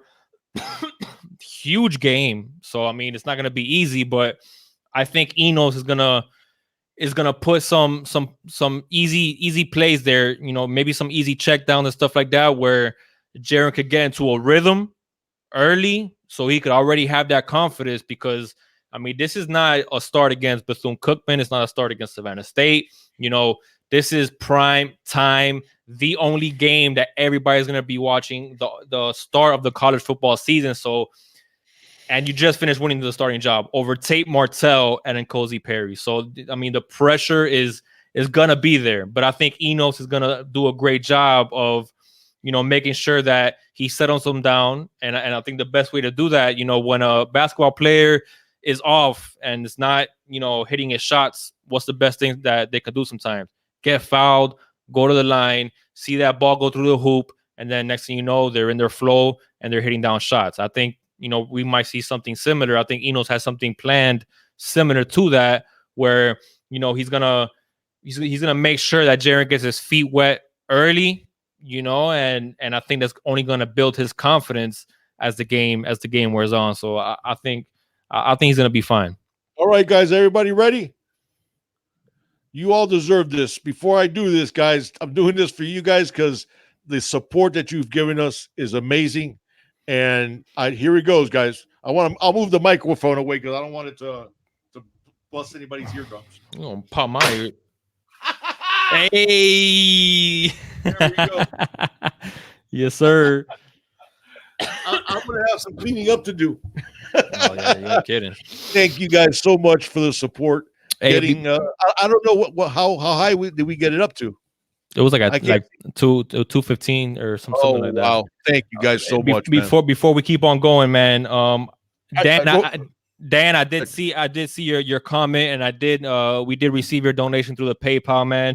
We just want to thank you so much, Dan, because you've been a continuous supporter, especially through our PayPal. Thank you so much for your donation and your support as always, man, for tuning in and your engagement in all of our comments of our videos and for tuning in. But yes, I did receive your donation, Dan. I was just waiting for Big Dog to finish his point for me to go ahead and recognize you. So thank you so much, man. If you want to ask a question, for those of you that donate through PayPal, if you want to ask a question, I'll go ahead and throw it on here. What's up? You notice the two pieces of paper that come to me right away. Yes, I know it's not the right green, but it's still a green, orange and green. Just want to point that out. Yeah. Even the confetti knows who I am in terms of being. They know, baby. They know. Some comments that I wanted to go. Dennis Wilson, he said that Joe Montana looked at John Candy because the Giants gave him some concussions. Dennis, who was the one that gave him the concussions? Jim Burt from the U. Remember that was one of the biggest hits I've ever seen a quarterback take. I thought Jim Burt had killed him when he hit Montana. He hit Montana. Jim Burt was our nose tackle at the U, and he hit Montana so hard, man. Montana went down, and I really thought, man, I thought that guy's career is in jeopardy. Yeah, Cuban Canes. No, I wasn't saying, and we're not saying that the quarterback decision was based on the second scrimmage. Because even Enos talked about it. The week leading up to that second scrimmage was with quote unquote hell week. Enos said that Jaron was already taking a step forward and separating himself. He just basically said that it was nice to see that the offense, was terrible, the first half of the scrimmage, but it was nice to. Jaron wasn't. Is what he and the Jaron right. Well, nobody was, frankly. The offense was just bad. No. That Jaron wasn't bad. He said in the first half. Thank you again, buddy. Thank you for the confetti cleaner, buddy. For the what do you say? For the Oh, confetti cleaner upper. yeah, Thank you, buddy. but No, no, Hell said Week, they he was said that already Jaron. They said that Jaron in the first half of that second scrimmage actually was playing well, but it was penalties and drop passes that had them right. But the that had him point, not scoring. but the But his point, grades were really good. right? But the point that they were trying to make was that it didn't discourage him. Correct. That the offense wasn't moving. Right. That they weren't scoring. That they exactly. So, and then they finally got things going in the second half. But it was Hell Week. It was, leading up to that second scrimmage, and Eno said it that Jaron was really separating himself. That during practice he'll look at a throw and be like, man, who threw that? Oh man, it was Jaron. And he'll see another nice throw. Dang, it was Jaron. Yeah. So I mean, it was Hell Week leading up to the second scrimmage, and I think the second scrimmage just put a nail in that coffin, and they just said, yeah, that's our guy, So guys, like the way coaches grade, and one of the things that they mentioned was Jaron was the best quarterback in the first scrimmage, also in the fall. Yeah, and Dan Enos talked about that people don't realize how good Jaron was in the second scrimmage in the spring, and the improvement he made from the first to the second scrimmage. Yeah. And I think that's what Enos meant. That's when he was thinking, oh, this is going to be Jaron's job type of thing. Yeah. And but one of the things for those that don't know, the way the coaches, when they grade the quarterbacks, what they do on every single play, there is, for example, even on handoffs, it could end up being a run. If it's an RPO, did you make the right decision? Is now when it comes to actually passing, was your drop correct? Did you take proper depth on your drop in terms of your footwork? Did you read the defense properly? Did you throw it early? Did you throw it on time? Ball placement. Even if you complete it, if the receiver makes a diving catch, you can't count on that all the time. Yeah. So there'll be a knock on the actual completion because the guy had to make a miraculous catch. So that's the way these coaches grade the quarterbacks. So even sometimes if the stats might say one thing, but the grading will say something else. Exactly. And then, like you mentioned, the last week, that Hell Week, Jaron just, basically tore it up every day. Yeah. Hey, a quick shout out to Q Gang TMC, new subscriber, man. Thank you so much for subscribing and joining the Junior and the Big Dog family, which brings me to reminding everybody, if you're new here, if you haven't subscribed yet, please subscribe, hit that notification bell so you get notified anytime me and the Big Dog upload new content. Our live chats, live streams on Thursdays, 7 p.m. every single Thursday. Hit that like button. I'm only in StreamYard because sometimes if I switch to YouTube, it kind of like messes with StreamYard a little bit, and I don't want to mess with this flow right now. So I can't even see how many likes we have right now. But if you guys haven't hit that like button, please hit that like button. And we got Tim Higginbotham. I think I said that right. Higginbotham, yeah. Thank you so much, new subscriber. Welcome, Tim, and guys in the chat, baby. Closer, Hebrew. I saw Orange and Green Blood. Everybody's welcoming the new subscribers, man. Thank you so much. Make them feel at home. Welcome to the Junior and the Big Dog family. You already know what time it is, baby. So what else we got? I want a couple of comments here I wanted to mention. Saeed Bashir said that Jaron's high school coach said that Jaron was a much more athletic Troy Aikman. Is what his high school coach feels that Jaron is. A much more mobile and athletic Troy Aikman. Because Aikman's accuracy was known as always being amazing. And I think that's what he meant there. Carl Roundtree had a good point too. Carl was saying that somehow or another the Florida receivers are really, really overconfident, and they're going to find out something a little differently. Not the way we play defense. Mm-hmm. Saeed also had a question about how many wins do I think FSU is going to get. Saeed, it's tough. It's tough to know what's going on with the Seminoles because it's going to be Blackman, right? Yeah, it looks like it's going to be Blackman. It's going to be Blackman. I mean, I don't think nowhere near 10 wins. I No. think them bouncing back to an 8-win season is They'll go. probably logical. They'll go to a Um, bowl game this year. I yeah, think yeah, yeah. No, I mean, listen, I they know missed it there last are year. rivals, and I know obviously we don't we don't have any love for them. And for those of you that don't know, I'm actually. You are, man. Should I break? Should I break Yeah, it? go ahead. Hey, so it doesn't come out. I don't want TMZ to come out and hit you with I know, this. right? Because that's how you get done in, man. You want Like me to tell you? You want when me you to keep say it? what? No, hold on, man. Hold on. Because I'm the one that had to deal with this. Okay, here's my son. Oh man, here we go.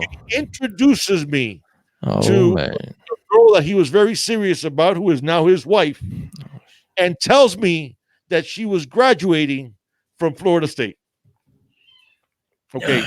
hey, but to be fair, hold on. Wait a second. Hold on. To be fair, what's the first thing I told her though when I met her? I don't Tell know. him. I don't. What You was don't the first remember? thing? No. I met her and I said, and I told her that he introduced me to her, and I went, it's all about the you. Yeah. But hey, in my defense, all right, I've known her since high school. Yes, you did. Before she even went to FSU. That's so all right, I didn't know she was gonna make a decision like that to go to Florida State. But I mean, it is what it is. You know what I'm saying? But I know her before Florida State, so whatever, man. Yeah. But I know I'm trying to explain Bay to Perry. The thing, Saeed, yeah, he does have to explain. Trust me, Bay to Perry. Hey, let me tell you something, man. And by the way, the future little ones will all be Canes. I can tell you that, because Grandpa will make sure they're Canes. Hey, let me tell you guys something, man. If you want to see when FSU plays it's not a pretty sight, man. It is not a pretty sight. I mean, we eventually make up a couple days after. I mean, depending on but how the game went. Yeah, depending on how the game went. But yeah, we've had our battles, with those games. Listen, dude, you know how much I love you, and you're my son and stuff like that. But Baytu Perry said it's not good enough. It's not good enough. I don't know. What do you think, Baytu Perry? Can we put him on probation? Put me on probation, baby. He's still very much all about the you. He even like broke it to me. He was like, "Hey, I got to tell you something though." And it's like, "What?" He goes, "You're gonna meet her, but she's graduating from Florida State." And I was like, "What?" Yeah. Could have been worse. Could have been a Gator.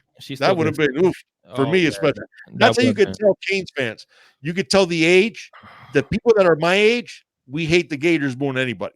Yeah. The people who are like my son's age, you guys hate the FSU more than anybody. Yeah. No, but now that I'm starting to see, like, leading up to this game, and since we've known this game has been coming for a long time, you see why the hate? I see why the hate, and I've changed my perspective like on that, man. Like when you compare UF fans to FSU fans, man, I mean, it's bad. It's really bad. So yeah, I'm on that. I hate UF more than FSU train for sure. We got another donation, man. Here from two more donations. J.A. Kane. He says he's unscribing because you're married to a Seminole. I know, man. What you want me to do? Hey, I'm already married, man. One time, J.A. Kane. She is a good girl. She is a good girl. She's very, very sweet. So we gotta forgive her. She can't be perfect. Hey, she's not gonna be going with me to Ohio when to catch the UF game with my old man, and we're also having our some NFL fantasy draft. So I fly up there every single year around this time anyway. But we're obviously gonna be watching the game together. But she's not gonna be going with me, and she's gonna be rooting for the U on August 24th. So if that's any consolation, Endo Gaines had another donation. Thank you so much, partner. Thank you, brother. Again, thank you for the generosity. As the J.A. Kane. Endo had a great question. What matchups are the most important, and what do we need to do to beat Florida? That's a really good question. Endo. Let me unpack it. Okay, first, offensively.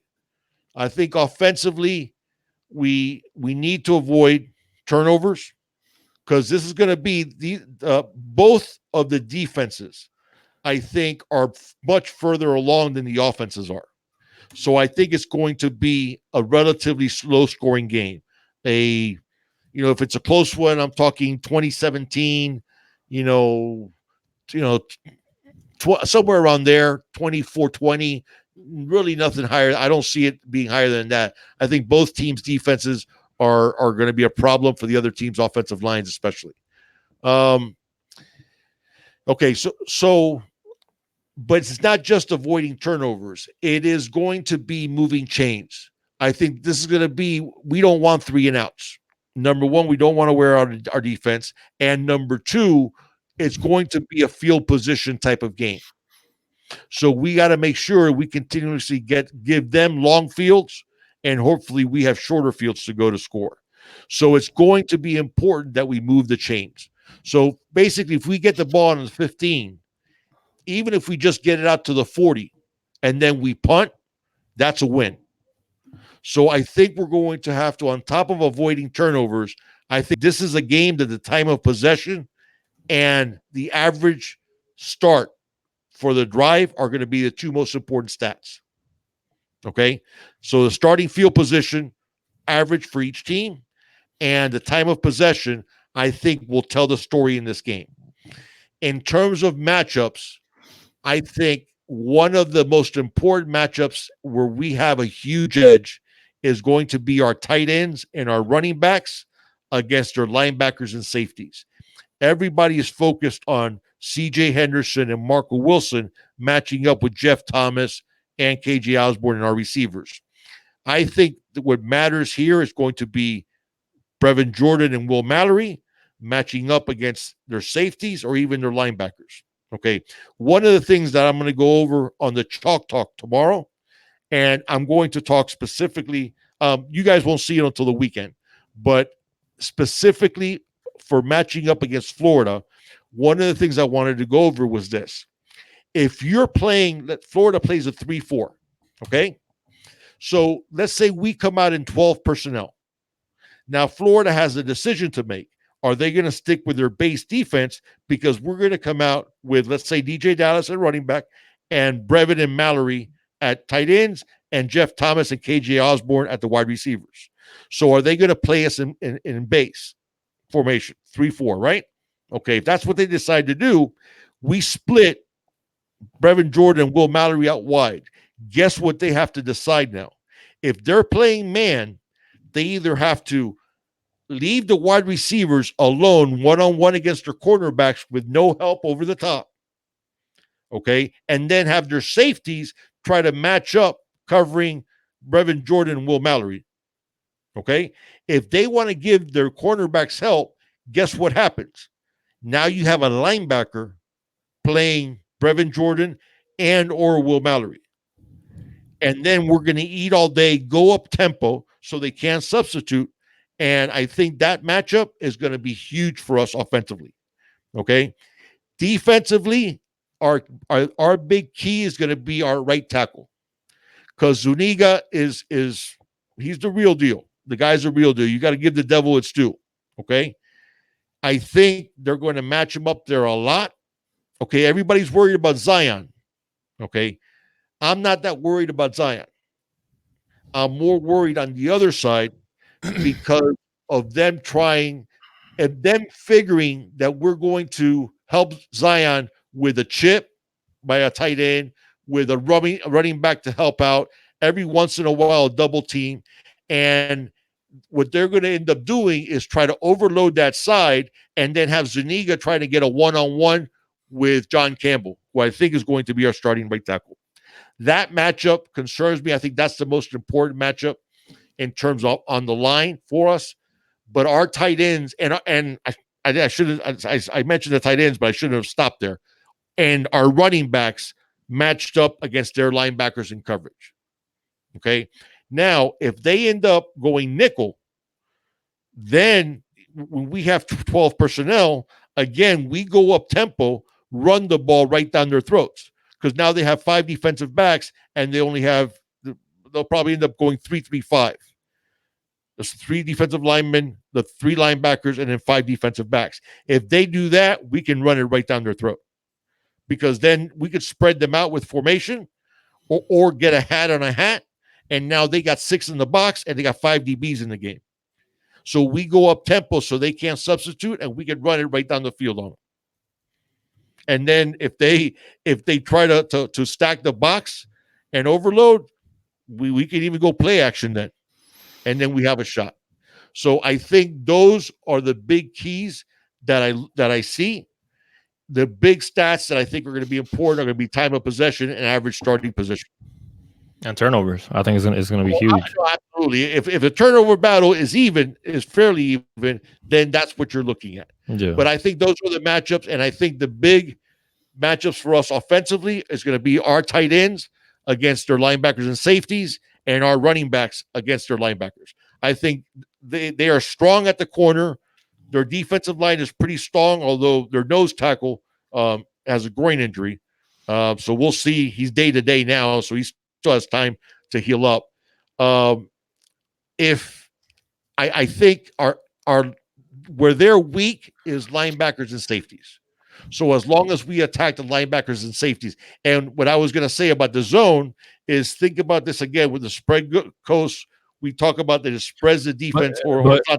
But big dog, their DBs is looking like it's starting to be a weak point as well. Because no. Outside of those quarterbacks, I mean, Dean's solid. Dean's solid, but outside of and the safeties, I'm not impressed with their safeties at all. Yeah, and I've watched film on them, guys. Their safeties are going to get. Thank you, Terrence. Yeah, I was gonna say, and Dan wanted to know about Headley, whether he thank you, Terrence. Wanted to know about Headley, whether he punted in the scrimmage. Yeah, no, Headley's fine. He's been a full go. He's perfectly fine. Cam Harris is perfectly fine. It was actually funny because when Manny, after the second scrimmage, after they announced it was after they announced Jaron. So they announced it on Monday. So I think it was on Tuesday. He was on 560, and I think it was Joe Rose. I think asked him, what's going on with Harris, because he had a sleeve on his knee and whatnot, and that's what we were hearing. And Manny was like, Harris, you mean like our running back Harris? And they were like, yeah, no, Harris is perfectly fine. So there's no issues there with Harris. It looks like he's going to be 100% on August 24th. The depth chart right now is DJ, Harris, Robert Burns, and Lorenzo. I think once Lorenzo gets back to 100%, I think him and Harris are going to be battling for that second spot. Frankly, I think what they're going to do is they're going to go with the hot hand with all three once Lorenzo's up to speed. But I think that's going to be. I mean, and Manny said it, and we've alluded to it in the past, that it doesn't necessarily. Excuse me. It doesn't necessarily matter who's going to start. I mean, we have so much talent, guys, that we're going to be rotating, man, and it's going to be. I'm glad you said that. I have a really good important point. I don't know if people know about this. Taylor Stubblefield announced what he's going to do with the rotations, and I love it. And I love this. I absolutely love this because I hated the way Rick did the personnel changes and the way he rotated receivers in and out. Taylor Stubblefield said that his receivers, he likes playing the best guys because he wants them to get a rhythm. Okay, so you're not going to see, Jeff Thomas on the sideline a bunch. He wants to leave Thomas and KJ Osborne. He says the way he does it is that number one receiver, he wants him on the field a vast majority of the time. Mm-hmm. Same thing with number two. If you're number three, he said, the way he does it is number four, number five, they're probably going to carry seven. But seven better play special teams. Mm-hmm. Five better know all the positions in case somebody gets hurt. Yeah. So he wants the top tier guys to play a lion's share of the snaps, which I love. So you're going to see Jeff Thomas and KJ. Should be though, man. That's the way it should be. Absolutely. I hated that. I hated that we kept giving guys breathers when they weren't out of breath. Yeah. And by the way, Terrence Jacobs, thank you so much, Terrence, for your generosity, man. It means a lot to us. That keep up the good work. Yeah. I know you said about fresh bodies in the fourth quarter, Terrence. I just thought that Rick went a little overboard with because receivers like setting up DBs. And if you don't get a rhythm of being able to play a good majority of the snaps, it makes setting up the DBs for something else really hard to do. And so the way Stubblefield's going to do it, I like. You got to remember what Stubblefield's background was. This is a guy who caught 79 passes a year on average in his 4 years in college. He caught 316 balls. Okay, so he was a guy who was on the field all the time. KJ Osborne was on the field, I think, almost 900 snaps for Buffalo last year. I think it was 890. So, but the other thing I wanted to say, in terms of we talked about how they spread the field horizontally. If they start playing zone, guys, trust me, it's not going to work to their benefit, because that's when he gets guys like DJ Dallas, like Jeff Thomas, balls in space, and now you have a spread out defense playing zones. You have vertical seams to turn that short pass into a long one, because then you got the defense spread out, and that's when they can bust a big one. Yeah. So we're gonna do just so you know, guys, we're gonna be doing a full game preview, game breakdown. We're gonna cover like position groups and pin them up against each other. So we're gonna cover, US safeties versus the Cane safeties, their corners, versus our corners, linebackers, and so forth and so on. The matchups in the game. We're going to do a complete and full breakdown of the UF and Miami game. We're going to release it next week. I'm not sure if we're going to release it before Thursday or after Thursday. Maybe like releasing it on Friday, or probably. What do you think, Big Dog? Probably Friday, maybe, because we could, people could see it in time before the game. Because if we release it Saturday's gonna be wild, man. So I don't think people are gonna have the patience. At least I wouldn't have the patience to sit down and watch a video for like an hour and change, because I'm so hype on game days, and this game day is gonna be completely different. And I'm gonna be taking a flight to Ohio that morning. So, but yeah, man, we're gonna be doing a complete breakdown. So be on the lookout for that. We're gonna go very, very in depth with that breakdown with UF and the Canes. So just be on the lookout. King Woodlock says something. He says, "Please be in zone." Oh, heck yeah! King Wood, you imagine that, getting JT, get a spread out defense in zone, and get JT the ball with nobody within 5 yards of him. Yeah, good luck with that. That's okay. Just watch him run JT or run, because he's gonna take it all the way. So yeah.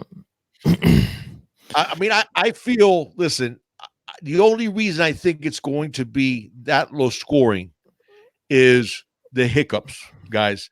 And I feel good that Jaron's going to play well, but again, there's going to be penalties, guys. There's going to be guys busting patterns. There's going to be, a mix up on a blitz, on a stunt from the defensive line. When you have that much youth and a brand new offense, you're going to have hiccups. So we have to temper our expectations that we are going to have, like I said, not covering up the tackle, and then you have an illegal formation. Then you have somebody who's thinking about something and he does a false start. You're going to have those type of mistakes. As long as we avoid the critical errors, turning a ball over in bad field position like we did so many of the times last year, and put our defense in horrible situations where we kept giving the other team the ball inside of our own territory. As long as we avoid stuff like that, then we could take advantage of those matchups of our tight ends and our running backs against their linebackers and safeties. And I like that matchup. So everybody's looking at Jeff Thomas against CJ Henderson. Guys, usually CJ is a very good player. So is Marco Wilson, for that matter. Now, Marco, of course, had the injury, so we don't know, how close he is to 100%. But at the end of the day, real recognizes real. And a lot of times that matchup sort of cancels each other out. Mm-hmm.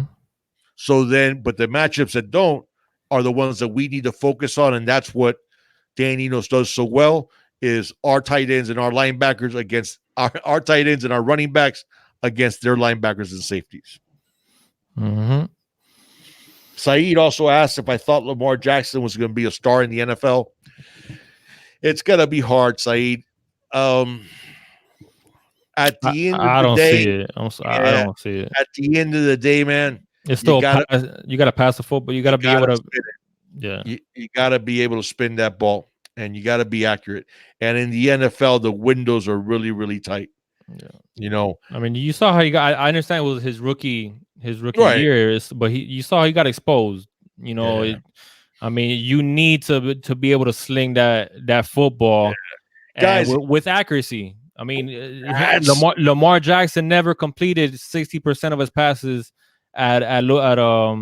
Louisville. at Louisville. He never completed 60% of his Well, passes. the thing is, guys, listen, athleticism is nice and all that.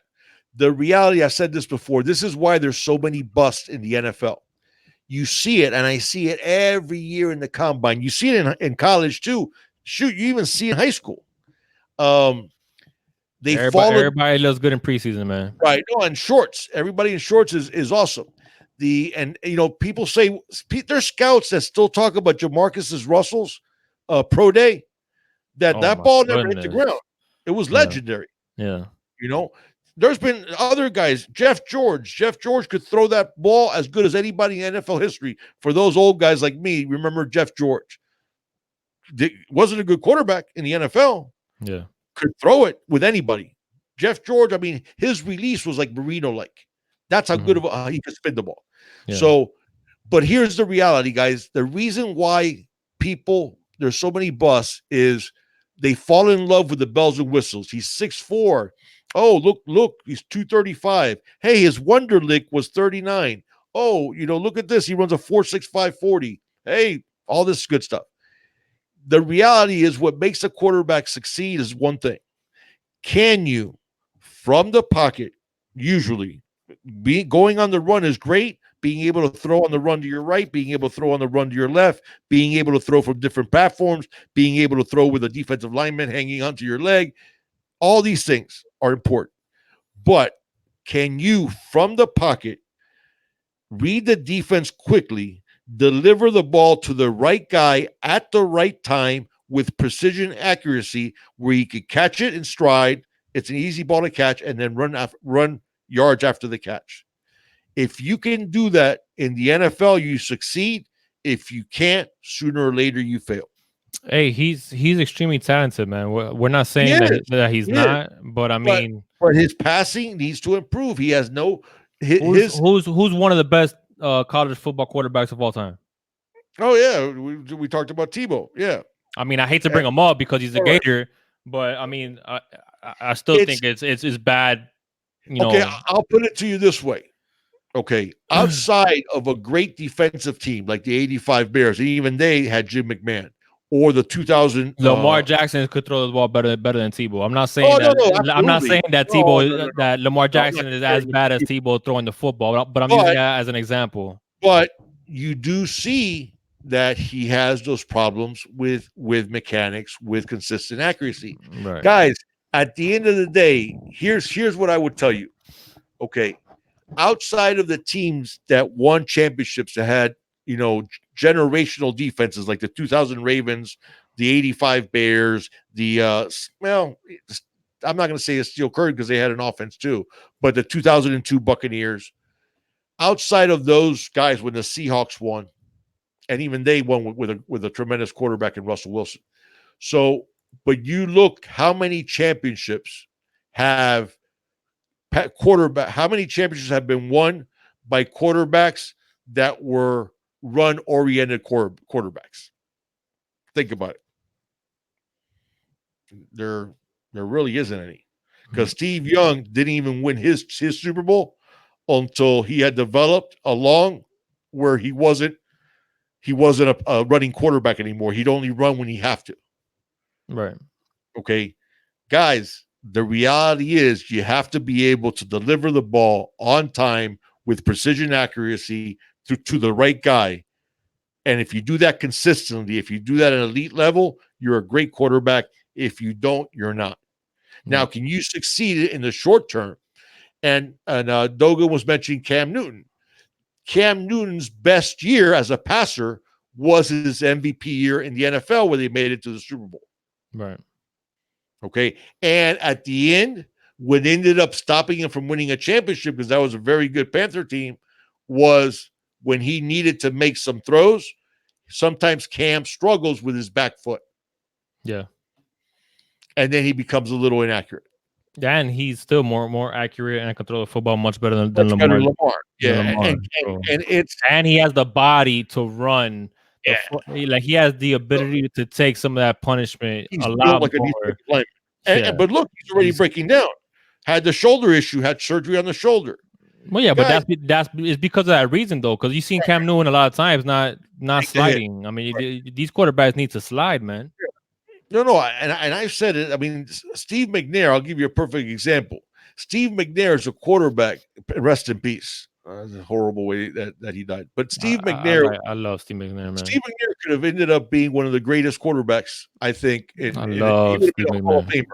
What happened with Steve McNair? He was too tough for his own good. Yeah, he was. This is a guy that played with a broken sternum. I mean, yeah. You guys know how painful a sternum injury is, and he played with that. Yeah. Okay, he was too tough for his own good. What happened to him? His career got cut short. Yeah. Guys, football's been around a long time. You know, it's funny that we were talking about that. People think like, oh, the running quarterback. Did you guys know that who holds the record? I'm going to throw a question out here. All right, let's see who gets it. Who holds the record for most rushing yards per game for a quarterback in NFL history? Okay. But yeah, a minimum of how many games though? No, in a season. You're trying to be tricky? Season.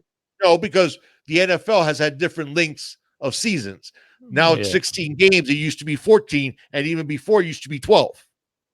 Right. So rushing yards per game in a season, which quarterback holds that record? See if anybody can get that. And you can't look, no Google, no cheating on Google. What was the saying? Do you know that, or do you Google know that? Yeah. You know? I think we got somebody that got it. No, not Cunningham and not Montana. Not Vic.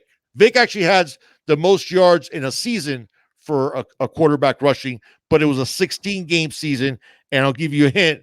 The guy who has the record was in a 14-game season. You would think Steve Young. Those are all good guesses. Tarkington, Cap, Randall Cunningham. That's I would have said Vic. Yep. Well, like I say, he has the only 1,000-yard season, but he has a less average yards per game than this guy, the guy that I'm going to mention. Vic, Steve Young, Culpepper. Culpepper was one hell of a until that injury. That's a great example. We can go back to Culpepper, Lamar, Vic Young, Warren Moon. No, you guys ready? Do we have any more? Bobby Douglas, 1972. 14-game season, Bobby Douglas rushed for 968 yards in a 14-game season. Almost had 1,000 yards. Okay? Guess where Bobby Douglas ended up? On the scrap heap. Never was able to win. Okay? Was a great running. He was an amazing athlete. He had a cannon for an arm, but he was inaccurate. He was completely inaccurate. Dan Case hit Joe Namath. I think Joe ran for 9.68 yards in his career. But no, it's Bobby Douglas is the one that holds the record. The thing is, guys, and the reason I mentioned that was 1972. So that was 47 years ago that a quarterback rushed for almost 1,000 yards in a 14-game season. Yeah. Okay. What am I trying to say by that? Where's that championship with the running quarterback? I'm not saying that you can't move at all. Joe Montana would run for first downs. Terry Bradshaw was a heck of an athlete when he was younger. Steve Young, there's been a lot of quarterbacks that are good. You mentioned Randall Cunningham. Listen, one of the prettiest deep balls in history is Randall Cunningham. Warren Moon, when he was in Canadian Football League, he ran a lot more. In the NFL, he could run, but he was more of a pocket passer. I'm trying to think of. I mean, obviously we talked about Vic. There's been some really, really talented players, and there's been some championship quarterbacks that could run a little bit. John Elway could run a little bit. Yeah. But they made their living delivering the ball from the pocket on time to the right receiver with precision accuracy. If you do that in the NFL, you win. If you don't, you won't. And, That's the question on that. It's something that's very hard to Zoe's in the building. What's going on? Zoe, how's everything going, man? Russell is a dual threat. You talk about Russell Wilson, Saeed. I mean, but again, Russell is a gifted passer. Yeah, Russell, especially on the run, man. Russell can run, but Russell runs when he has to, not as a first option. And one of Russell's, like, Russell at his best, man, is him buying time in the pocket, you know, making tacklers miss and then hitting somebody downfield. I mean, that's when I think Russell is at his best. I mean, he'll flush out to his right and then boom, go back to his left and then go back to, and then, you know, the freaking the defensive linemen are already out of breath and then finally find somebody downfield because he has a good arm, but with accuracy, man. Like we said, you got to be able to pass the football, you know. We got Zoe 1219 here. Thank you, Zoe, for joining us, man. Yeah, thank you to Zoe. Always love when you're in here with us. That's the thing, guys. It's no, and Niner Droid mentioned Kaepernick. Niner Droid's in here? I didn't see him. Mention, but Dijon, you remember when Steve McNair got I think he was co-MVP. I think even though the same division, I think he split it that year with Peyton Manning. I want to say. But you remember that was the years that Steve McNair he could run, but he was a pass first guy. There's a reason why they called him Air McNair. He'd run to extend drives, but he was still looking to pass, and he was one hell of a passer. You know, so that's the thing with I have yet to see a quarterback who's deficient in passing but a very good runner have sustained success in the NFL. Yeah. And the reason why I mentioned Bobby Douglas is that happened in 1972, 47 years ago. The running quarterback isn't new. Before that, you had Fran Tarkenton. Before Fran Tarkenton, you had Tobin Rote. You had guys that could run the ball. Okay. But the quarterback needs to be able to distribute it on time with precision accuracy to the right guy. And if you do that, if you do that at an elite level, you'll be an elite quarterback. If you're not, you'll always come up a little short. Yeah. What's going on, Jay? We got Jay in here. Yeah, what do you say, Jay? we're almost gonna get out of here, guys. So any more questions? Do some rapid fire. Just do some rapid fire. You know, and if you guys want to get some NFL talk, baby, let's do it. Guys, I love some NFL talk. Yeah, guys, again, if I don't answer your question and if I don't answer on the show and you really want an answer, please post it as a comment on this video. As you guys know that have been with us, I answer every comment, or Junior answers every comment. Please post your question and we'll get to every single one. Yeah, I tried to. Big Dog is usually the one that's more on top of the comments because he's retired. Yes, I am. So sometimes at work I can't really get into all the comments. We got Dan Kane. Well, please post your questions in the comments if we don't get them now, and I will get to them. I promise, and I'll get to them quickly. Dan Kane says, "Who was your favorite undersized Hurricane?" His is Rohan, Marley, and Leonard Conley. That to me, Leonard Conley too. Yeah, but no, nobody like Rohan. No, nobody like Rohan. That guy had a heart. He might have been. I think he was listed at 5'8", standing on his tippy toes, but his heart was like this big, man. Is Duke considered undersized? No. Duke wasn't that undersized for his position. Well, Rohan was a linebacker, dude. Yeah, no, Rohan. Well, for that position, he played linebacker. Yeah, he is. And I don't know. I'll tell you this much: there's been a lot of very tough Canes. There's never been any tougher Cane than Rohan Marley. Yeah. That guy played the game like his hair was on fire, and like every game was life or death, and every hit was life or death.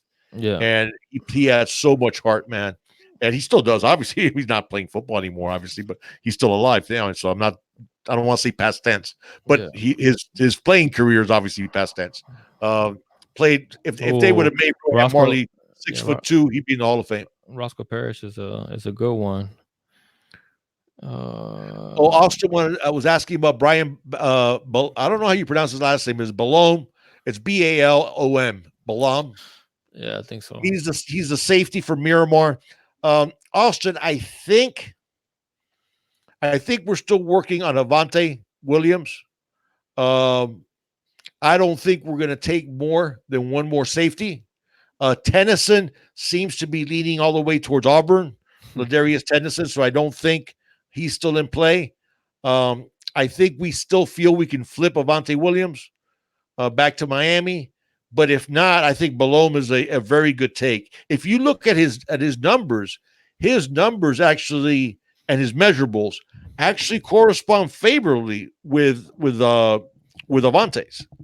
So, because Balom, but the thing with Balom, he's just been a late bloomer. He really didn't burst on the scene until recently. I don't know if he wants to commit right now. If we take him, I think he's leaning Miami. For you guys didn't know, I did mention he was a safety for Miramar. But I think if we're going to get one more safety. So whether that ends up being Williams or Balom, we'll see. Favorite Zoe says your favorite offensive and defensive lineman since you're a trench guy. You love the trenches so I love much. the trenches. Wow, we've had so many good ones. The one I probably enjoyed seeing Zoe play the most was Jaron Brown. That's probably the one I enjoyed seeing play the most. Rusty Medeiros is right up there for me also. He was so unblockable before he tore up his knee. Defense side of the football for me, it's Wolford. Wolford, yeah, Wolford was a lot of fun too, man. I love watching Vince out there. And that was like when I was young. That's like when I started watching the game. If I have to pick one, Zoe, on the defensive side, I'll pick Jaron Brown. On the offensive side, man, we've had so many good ones. Yeah, probably a lot of people saying are saying obviously Jim Otto. We would say Jim Otto because he's a Hall of Fame center that played for so many years with the Raiders. But I obviously I remember Jim Otto playing in the NFL. I don't remember Jim Otto played in the NFL at Miami in the late 50s. So I'm not that old. So, but I did obviously see him play in the NFL. But if I have to pick one lineman, it'd be a personal favorite, and it'd be either Joaquin Gonzalez or Leon Searcy. Those would be my two. Can I pick two, Zoe, or am I cheating by picking more than one? Let me pick two. If I got, I'd say Jerome Brown would be my number one there on the defense, and probably there's just something about Joaquin, and he was a starter for a long time, and just love Joaquin Gonzalez. So yeah, I think those would be the two that I pick. All right, guys. Tim mentioned about Rusty Medeiros. Tim, you remember him? That Rusty Medeiros, I'm telling you guys, if that guy did not tear up his knee, that's another one that have a yellow blazer on. And unfortunately, he tore up he blew up his knee, and he was never the same. And it really ended his career. But Rusty was unblockable. All right, very quick, man. HGS Keynes wants to know what do you think Gervin Hall's stats are going to be this year? 7 interceptions. Ooh, I was going to go with it. And he might end up second on the team in tackles. I'll say seven interceptions and ends up second on the team in tackles. I think Shaq's never led the team in tackles. Believe it or not, guys. Yeah. Shaq's never led the team in tackles. So I'm looking for Shaq to lead the team in tackles this year. All right. Roddy Brick says, what do you think about the Donovan McNabb to Jaron Williams comparison? No. Jaron's more accurate of a passer than McNabb was. Yeah. And I think McNabb was, and frankly, running ability, probably McNabb had a, I can see why people would pick the resemblance in terms of playing styles, and even their body types were both thick thick guys, not all that tall. But Jaron's a more gifted passer than McNabb was. Okay. Jay, when do you feel that Dan Enos will use an established power game at some point? If we're down to UFD D line, when do you when you got to write that again, Jay? When do you feel Dan Enos will use an established power game at some point in the game? If we're down to US D line. Oh, is it like saying like you mean like power, Jay? Do you mean like power in the formations? Like if we go to 22? Rewrite that, Jay. Rewrite that, man. Yeah, Bill, you mentioned Ted Hendricks. I saw Ted Hendricks, but in the NFL. And I don't remember Ted because remember, I was born in 65. So Ted was already in the NFL when I was 5 years old. Actually 4. I think he broke in. Yeah, I want to say Ted Hendricks broke in 69, I believe. That he broke in with the Colts. And so I remember Ted in the NFL, and he was the mad stork, but he was a linebacker. I know he played on the line at the University of Miami. But so that's why I couldn't put Ted in there. Mr. K saying, why do you think John Watson, Gary, that's who it is. Yeah, that's who he reminds me of. Jaron Williams is Deshaun Watson. But I think yeah. I don't listen, the young man has to do it before I compare him. I don't think Jaron I don't think in the NFL. But I don't think Jaron looks to run as much as Deshaun does at times. Deshaun didn't either. Deshaun was a passer first. Deshaun was a passer first. Even in college, he was a passer. He could run. But I see him with at least with the Texans. I saw him look sometimes to make a lot more plays. No. I think that's Jaron. Jaron, the closest comparable I could find, Gary, is to Deshaun Watson. 100%. That's what he reminds me of. See, but I think Jaron's a better passer than Deshaun Watson. I know Deshaun's a very good passer, dude. That's what they remind you of. He's a very good passer, but I think Jaron's a touch more accurate, maybe. Yeah, but Deshaun's plenty accurate. Listen, a lot of people are saying, like in the fantasy drafts, a lot of people are talking about that he's a top 3-4 quarterback. See, no, and he absolutely. I don't know. I'm good. Really? No. You get a handcuff, put a handcuff with Deshaun Watson, and how about the wide receiver, the top guy in the NFL? Okay, with DeAndre Hopkins. I get it. I mean, but you still have. That's fine, but you still have Mahomes, you still have Rodgers, you still have Breeze. One guy, but I still have top 3 or 4 for sure. No, but he's not top 5. But he's not. I'm sorry. I'm putting Andrew Luck. I'm putting Aaron Rodgers. No. I'm putting Drew Brees. I'm putting Patrick Mahomes. When's the last time Aaron Rodgers? You are not going to sit here and put Deshaun Watson ahead of Aaron Rodgers. There's no way. Fantasy football. We're not talking about quarterbacks. Aaron Rodgers is still the best quarterback in the NFL. All right. We're not talking about quarterbacks. We're talking about fantasy football in terms of stats.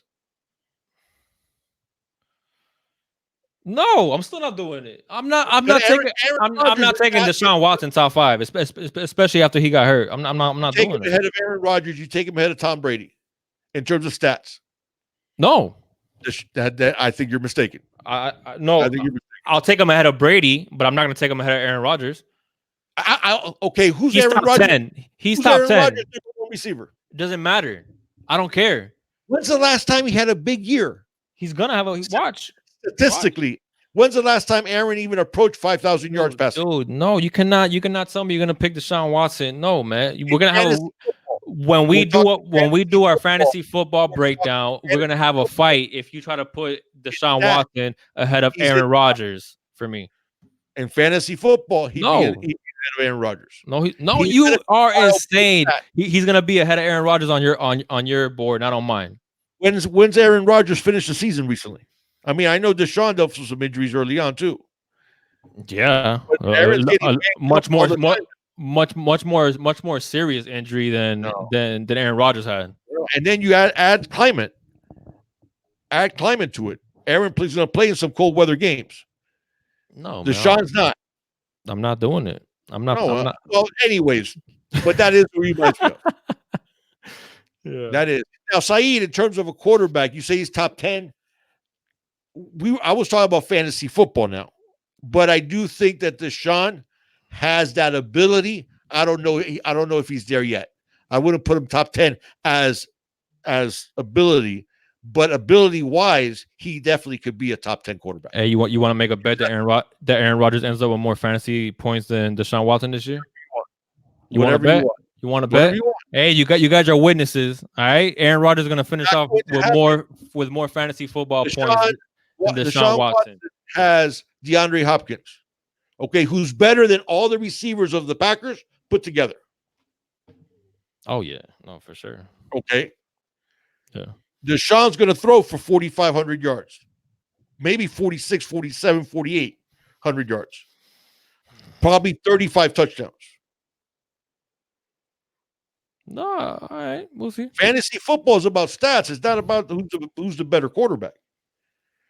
Better quarterback. I mean, I'll still take Rodgers over Mahomes. Mahomes, I have to see Mahomes do that, to stay at elite level for 2 or 3 years.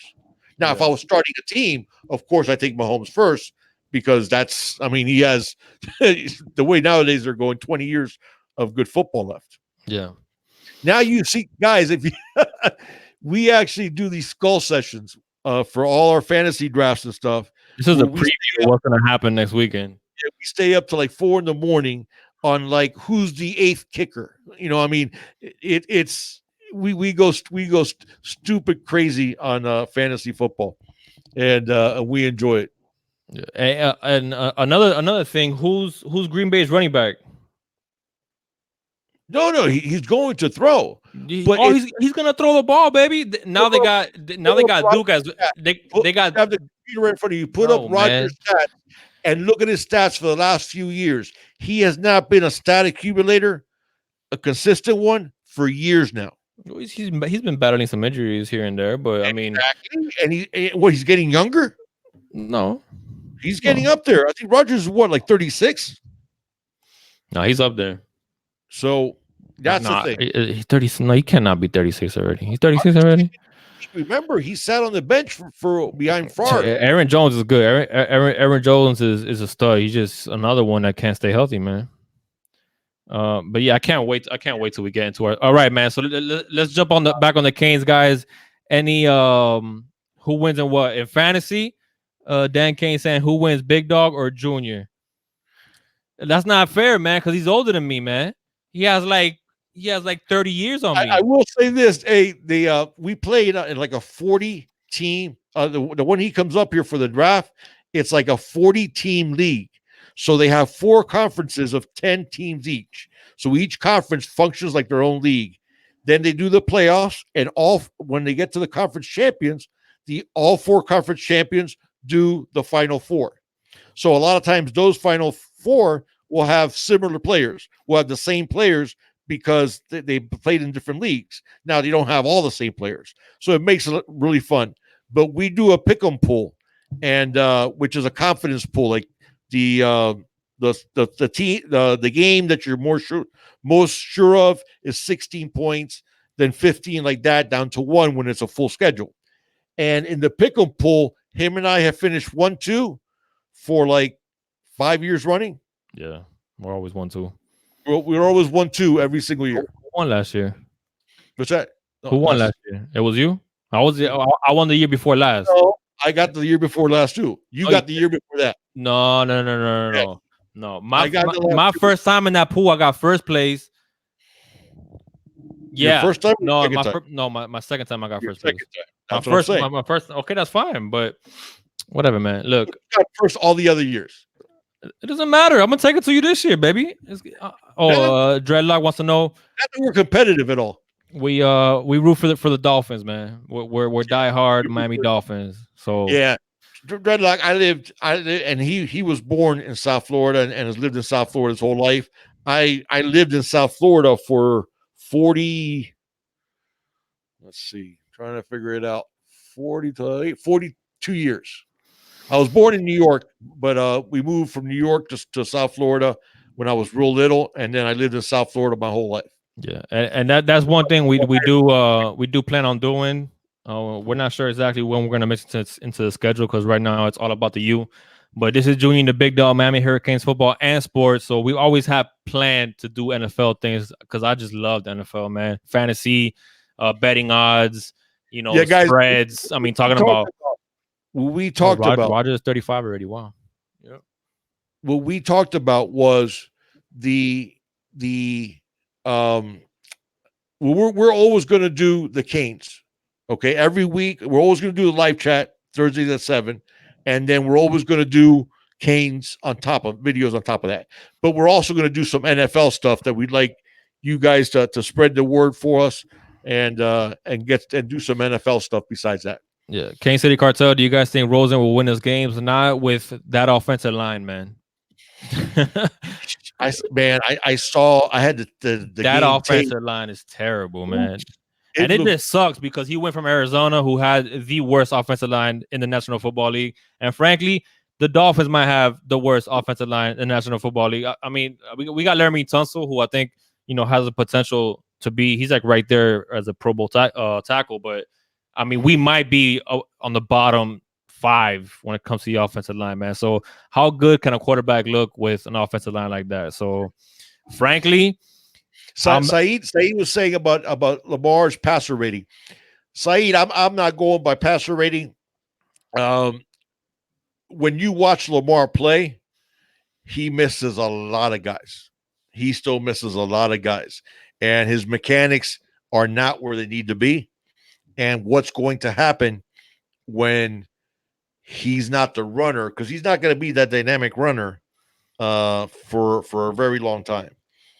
If you remember, Lamar's completion percentage in the preseason was something like, I think it was under 40 or right around 40. Yeah, it was. Yeah, he was struggling, and when he misses by a wide margin. Now, I've seen quarterbacks improve their accuracy, Saeed. I just never seen an inaccurate quarterback become accurate. Yeah. Orange and green blood, have a good night, man.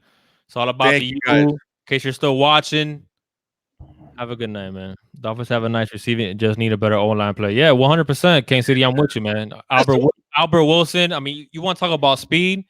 I mean, listen, Kenny Stills, Albert Wilson.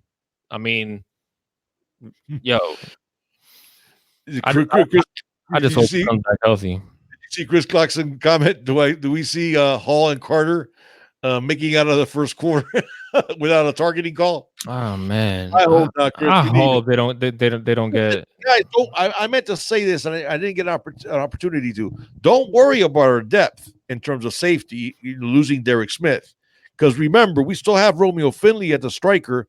We could put Frierson at the striker, and Finley can play some safety for us too, or vice versa if they want to move Frierson to safety. Okay. Yeah. We have options, guys. We have options there, and Bubba's coming along. Bubba's a real bright kid. I don't think it's going to take him that long to pick up the defense. Maybe not by Florida, but maybe not by North Carolina. But after that, I expect Bubba to start challenging for the starting role or starter snaps for sure. Yeah, this is a good question. Who do you like more for the NFL, Tua or Jake Fromm? Ooh, good question. That's a very good question. I would say Tua, Saeed, but I'm starting to worry about if he's a little brittle. Yeah. I'm starting to worry. He's definitely a better quarterback than Fromm. I think Tua is, but man, he looks a little fragile. Yeah, the thing is, Saeed, man, and I've seen him now. He's gotten dinged up without big hits. Yeah. Without big hits. So Carrie was asking, how big is Finley? I don't have what he was listed at, but Finley is a safety. I mean, that's where he made his bones. So Finley's and he's a very good safety. Yeah. So Tony, I'd be willing to play Bubba before Knowles. Listen, it won't take Tony. It won't take Bubba very long. I think past the North Carolina game, we see Bubba challenging for snaps in terms of he'll start getting starter level snaps. Yeah. All right, guys, we're already over a 2-hour mark. probably gonna go ahead and jump out of here. Any last questions, man, that you guys would like to ask before we go ahead and sign off for the night? Yep. And Bay2 Perry mentions that Tua will be hurt like Andrew Luck. Yep. And you saw Luck is down again. And now they don't know. I heard the fatal words by the Colts. They said it's not a Kevin Durant situation. So when I heard that, I went, "Ooh, it's that bad then, huh?" So we'll see. Tua, the thing with Tua is that is, and if you look at it, listen, Alabama has one hell of an offensive line.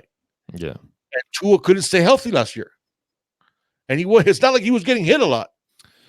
Hey, you're the Justin Herbert is one hell of a player. Would I take Herbert? Man, Herbert or what? Herbert or Tua? Yeah, that's the problem. Yeah, if I have to pick, I'd probably go Herbert. I'd probably go Herbert too. I'd probably go Herbert, Saeed. Hey, you're the UF wins the toss. They elect to defend. We get the ball first. Okay. Kickoff. Touchback. You're Dan Enos. What's your first call of the game? First call of the game.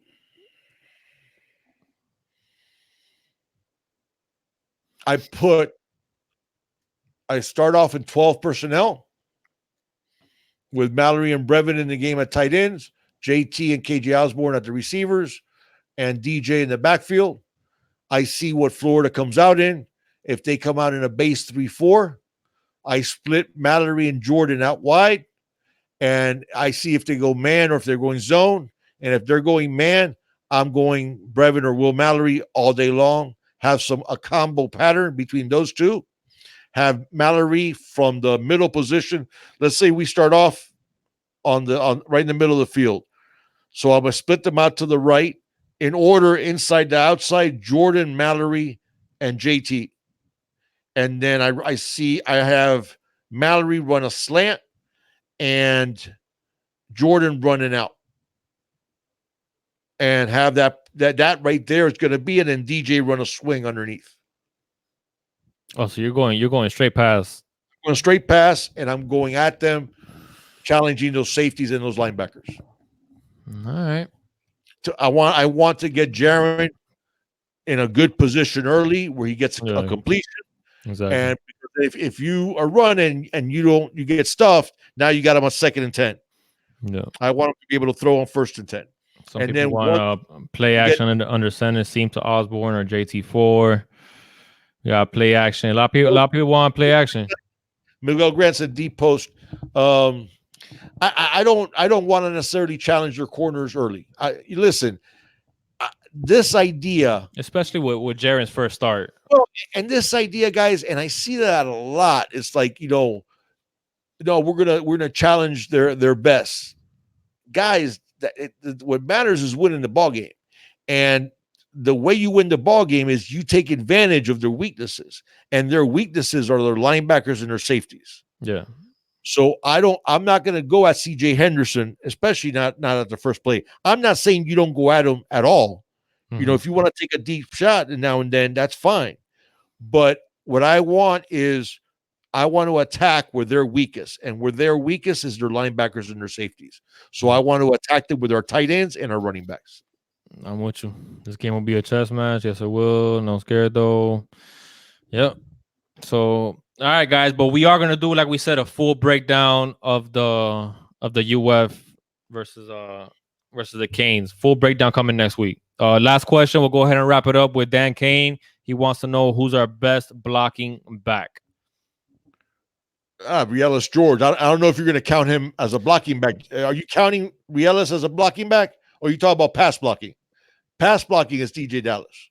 Yeah, I don't think it's fair. I'm sure he means like our.